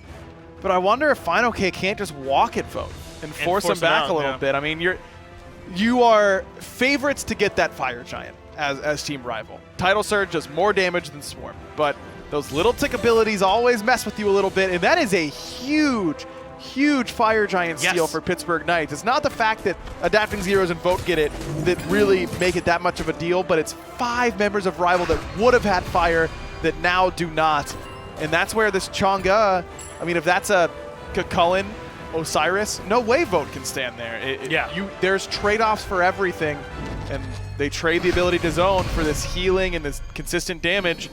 And right there, Rival probably wanted something a little bit different. And I was just about to say that despite the fact that the Knights had lost so many people, because they'd continually staggered Rival's attempts at grabbing that FG, I think they had kind of achieved some of their goal. They'd slowed them down on that push to grab the objective, and Rival were kind of on the back foot going for that anyway. They were the ones that lost their mid-Phoenix off Adapting's good play on the Raven in the middle lane. Now the Knights have a weakened mid-Phoenix they can go grab quite easily, and they can threaten this left Phoenix. Rival have got to regroup and make another good defense. Phoenix in mid isn't quite healthy enough yet. I mean, it's not quite regen to the full half, it doesn't look like. No. Left side Phoenix is one that you know Pittsburgh Knights are going to try and pressure and let Adapting basically do what he did last time, which is just get the Phoenix while the rest of Rival's distracted. He's got plenty of potential to solo that Phoenix down, especially if he has a wave into the Phoenix with him. Meanwhile, the rest of the Knights will threaten the Phoenix in the long lane yet again. Last time they went for this staggered blink approach. We'll see if they try it again.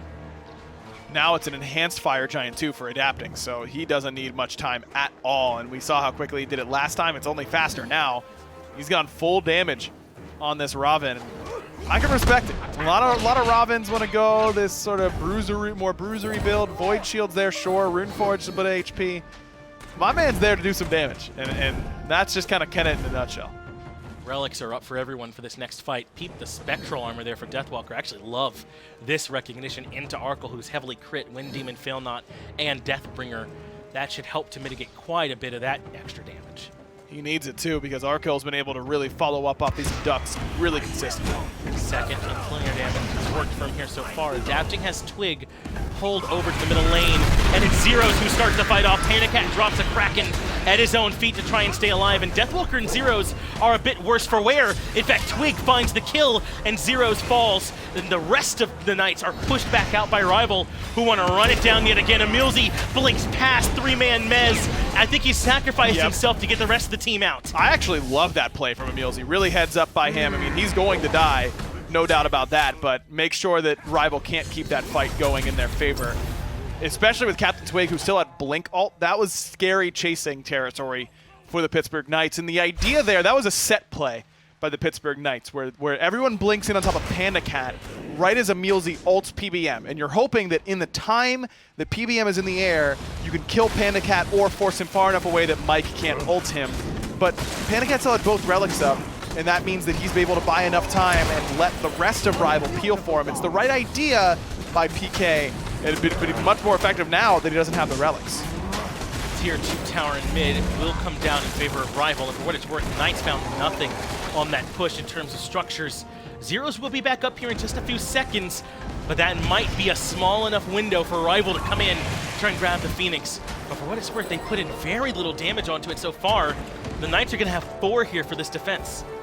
EmilZy up in 9. He'll have Blink ult ready to go. That's it? Yeah, it's time to back it up for sure. I mean, Fire Giant's off of Pittsburgh Knights, so you don't have to worry about that, but just reset and get ready for the next Fire Giant and hope that this one doesn't get stolen. And I said it already, but Rival has such a good team for defending, it feels like. And because the Knights are so heavy on their blinks, they're reliant on getting value out of them to make these pushes successful. And as long as someone has all their relics, like PandaCat we just saw, and can buy enough time, it looks like Rival can defend. Fire Giant's up at 10. Rival's going to be late to this. I mean, CaptainTwig is clearing red buff, especially if someone goes to try and pick that up. Rival will be late to this Fire Giant where they really can't afford to do so. I mean, everyone's full build on the other side. It won't take them long to kill this FG if PK decides to just go for it. But the information, it felt like, was the other way around. It was Rival who knew that Knights were all there, and Knights who didn't know quite where Rival were positioned. Maybe that's why they didn't feel comfortable grabbing the FG. Either way, we're going to have ourselves a full 5-on-5 fight here. Still no relics for PandaCat for another 15 seconds. No beads for Zero either. That might deter them from going all in until those are back up. Doesn't take long with that Primal Fury buff to bring Fire Giant down to half. In fact, fineokay's still on it, trying to keep it leashed while the rest of Rival scouts out Pittsburgh Knights. Instead, he backs off. EmilZy takes this opportunity to blink in, epic uppercut onto Arkkyl, forces his dive bomb in a retreat. The Knights still holding their position around the FG, though. 39.5 minutes in. Rival close this set out and open up phase 2 2-0 against really tough opponents if they can win here. Otherwise, the Knights force us into a game number 5. And maybe reminiscence of the start and try and force a split onto Rival at the start of this phase. An abduct would have been critical. Looks like Twig and Adapting having the 1v1. They're just gonna take it. Twig's the one with the Fear No Evil. Adapting has beads, and he uses the ultimate overwards, and that's huge. Not having Fear No Evil cuts a lot of what Rival can do in half. I mean, Adapting used everything. Blink, beads, and ult, but to get that pick, we're happy about it. And he's the one that's still here with his regular abilities to punish fineokay.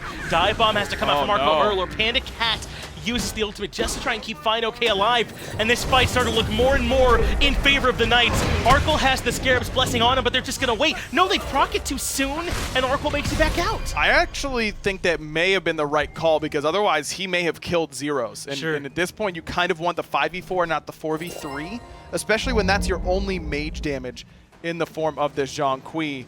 This is going to be a Fire Giant contest. I mean, PBM still has his Frenzy.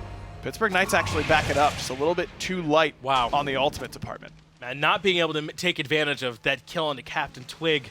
I mean, Rival just so threatening. Look at that left side Phoenix. Minions are coming in, so Rival has to fight. And that's why they're starting things with EmilZy here now. Abducted to the whirlpool. It's worked all game. No reason it wouldn't work now. EmilZy ends up falling, and Rival can head right back towards the FG. So it looks like they're going to continue to play this one slow. I don't know. That's just kind of weird, isn't it, Finch? I mean, either EmilZy's there to defend with the team, or they're letting Rival pull it and then getting in there as a team afterwards. He's either too far back, you know, he doesn't get out fast enough, or the rest of the team isn't there to support him. It wasn't a big commit by Rival, and now Pittsburgh Knights have to give up this enhanced Fire Giant.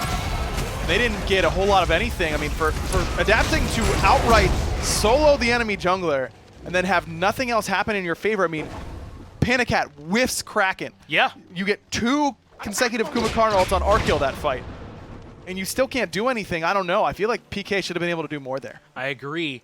This rival composition, even without the Fear No Evil, it's just so difficult to fight into. And it looks like the Knights couldn't walk that tightrope correctly. Even still, though, Rival aren't looking to play up just yet. They're going to push up these waves and then maybe try and make a play on these Phoenixes. There's still a tier 2 they need to go get 42 minutes into this game in solo side to bring that Titan down as low as they can.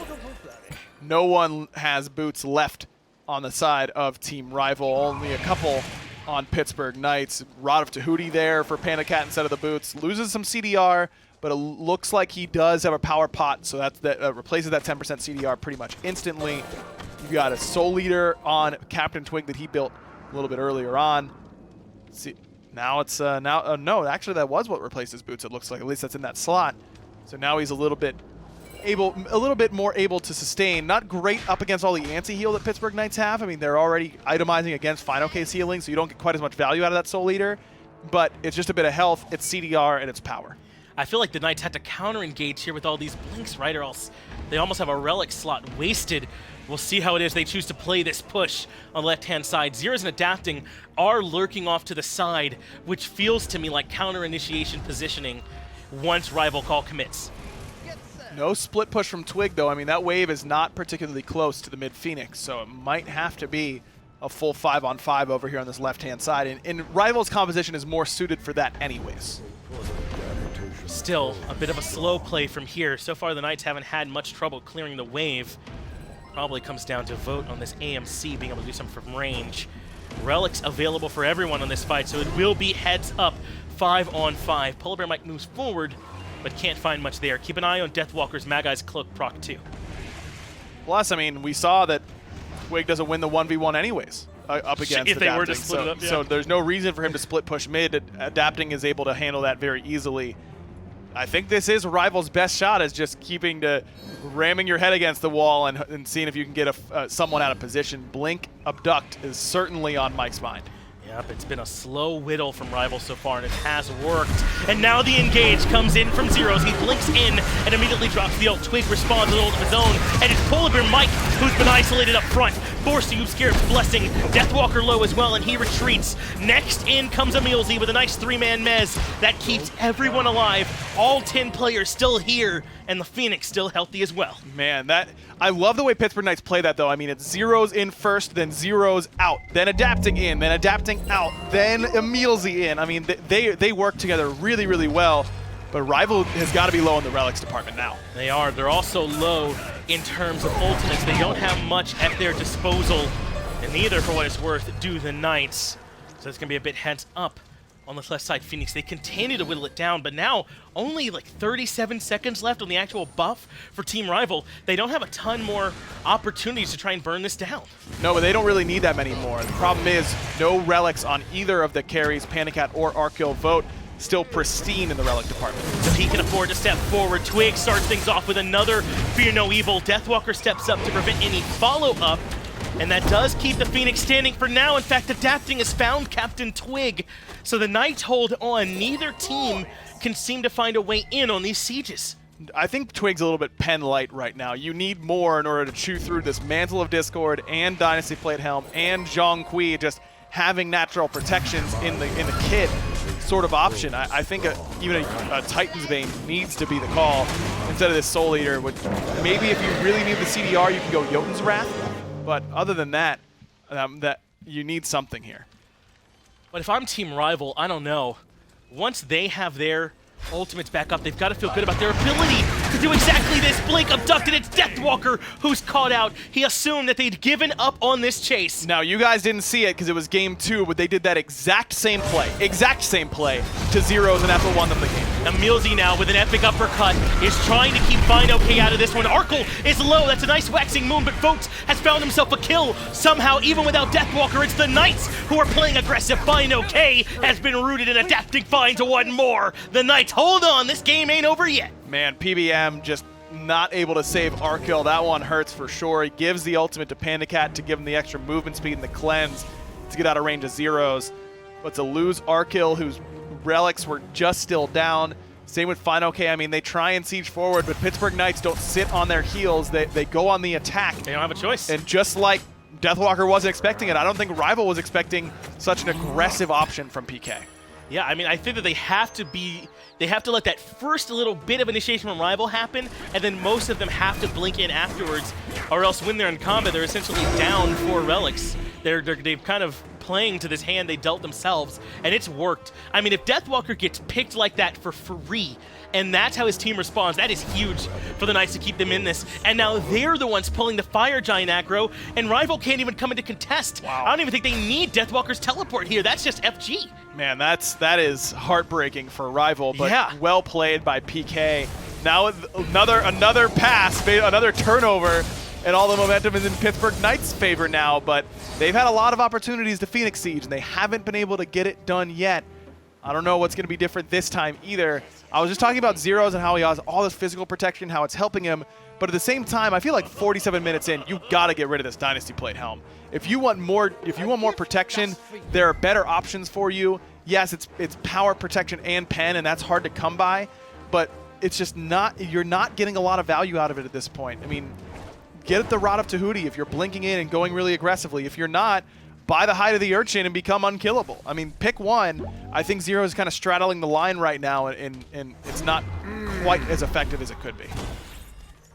It's a bit of a bridge item, and 48 minutes in, We're feels like we've crossed the bridge. bridge, huh? Yeah. Like, I like that we were, we knew how to dunk that one home. Well, we've yeah. been talking together for 48 minutes straight, so I'd hope that we're on the same page at least. That there's a bit of a syncing up together here, as the Knights have to make another attempt at this left side Phoenix Siege, and I think the strength they have to play into even more is this 1v1 between Adapting and Twig. Yes. Keep Twig away from this fight and see if Adapting can just win it outright. Remember, this mid Phoenix has fallen once before. I believe the only one that's come down, so it is going to be a little bit easier for them to grab. Relics all up on both sides, though, which means that Pittsburgh Knights is where they've been multiple times. You may have tuned out, you fall asleep watching sometimes, and then you wake up and it's like, wait, did my stream pause while I was asleep? Do you fall asleep watching often? Well, sometimes. Okay, sure, fine. Yeah, I'll let you have that. Look, if I've got a day off, I love laying in bed, listening to the cast, and then I just sometimes I nod off a little bit, You catch me nodding, that's fine, nothing wrong with that. Well, it looks like the Knights might have caught Team Rival nodding. They get in for a moment and find some decent damage onto the Phoenix, but they're immediately pushed back out by Twig's presence in the middle lane. It looks like they have Zyrhoes and Adapting, with a bit of a 2-man split in the middle lane and 3 in left.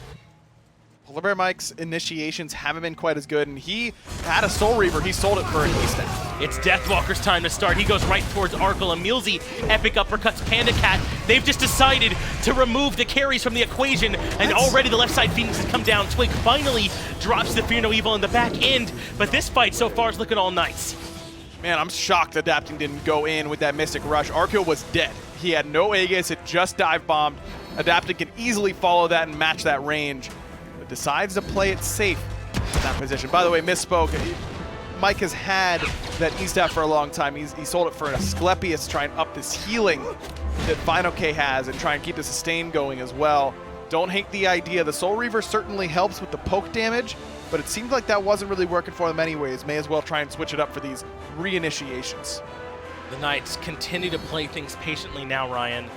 They're going to try the same 3-2 split with Adapting and Zyrhoes in mid, but it's just going to be on the right-hand side, but PolarBearMike won't give them the opportunity. Blink into the Whirlpool and the Suns all committed, and EmilZy able to make his way out of there with another epic uppercut and consuming the Pride Wind proc. Zyrhoes trying to split push mid. Adapting's got no relics, but still has that ultimate. He's lurking on that left-hand side, ready to assist Zyrhoes if necessary. Yeah, this is the split they've gone with for this entire push so far. A bit different from when they just had Adapting alone in the middle lane.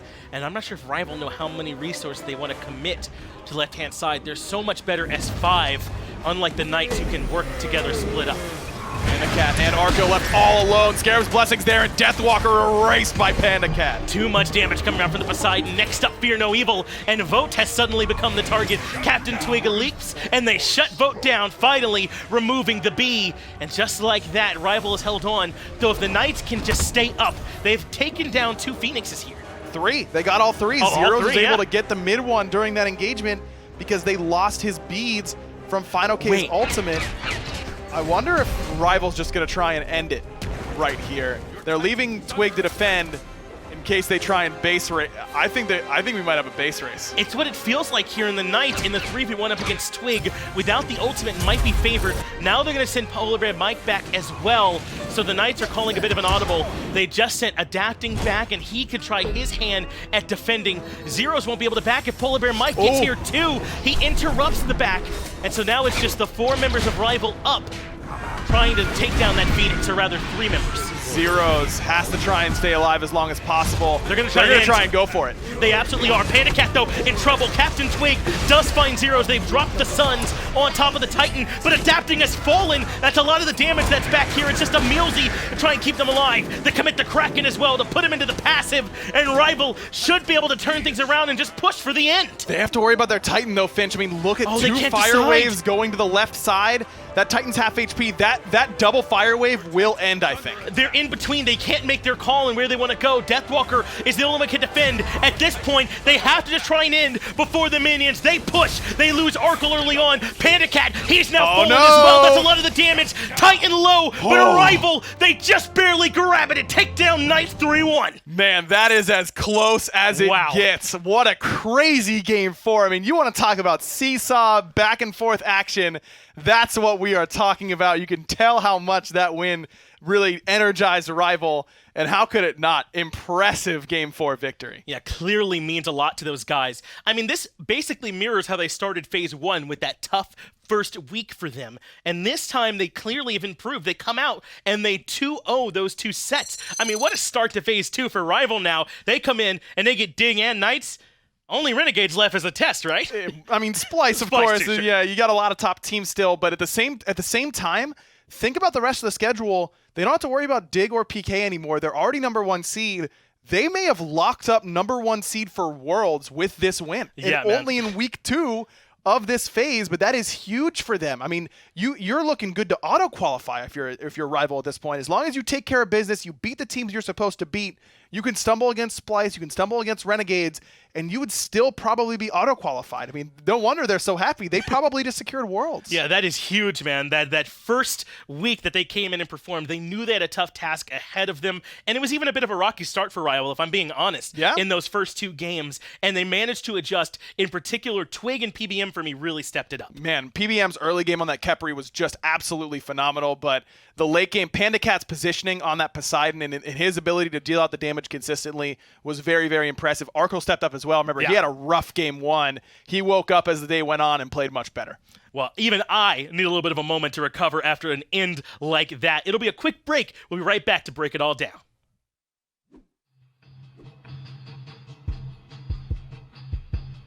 SteelSeries, the official peripheral provider of the Smite Pro League.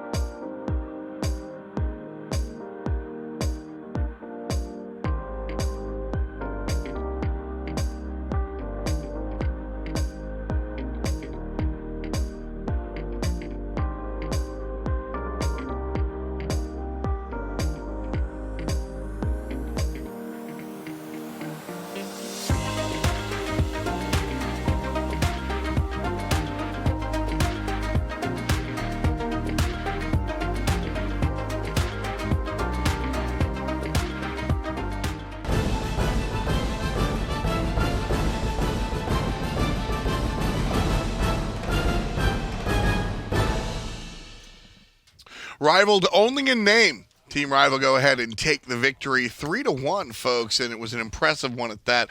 A barn burner, a slobber knocker, as Handyman would say. Almost an hour of play, Taco.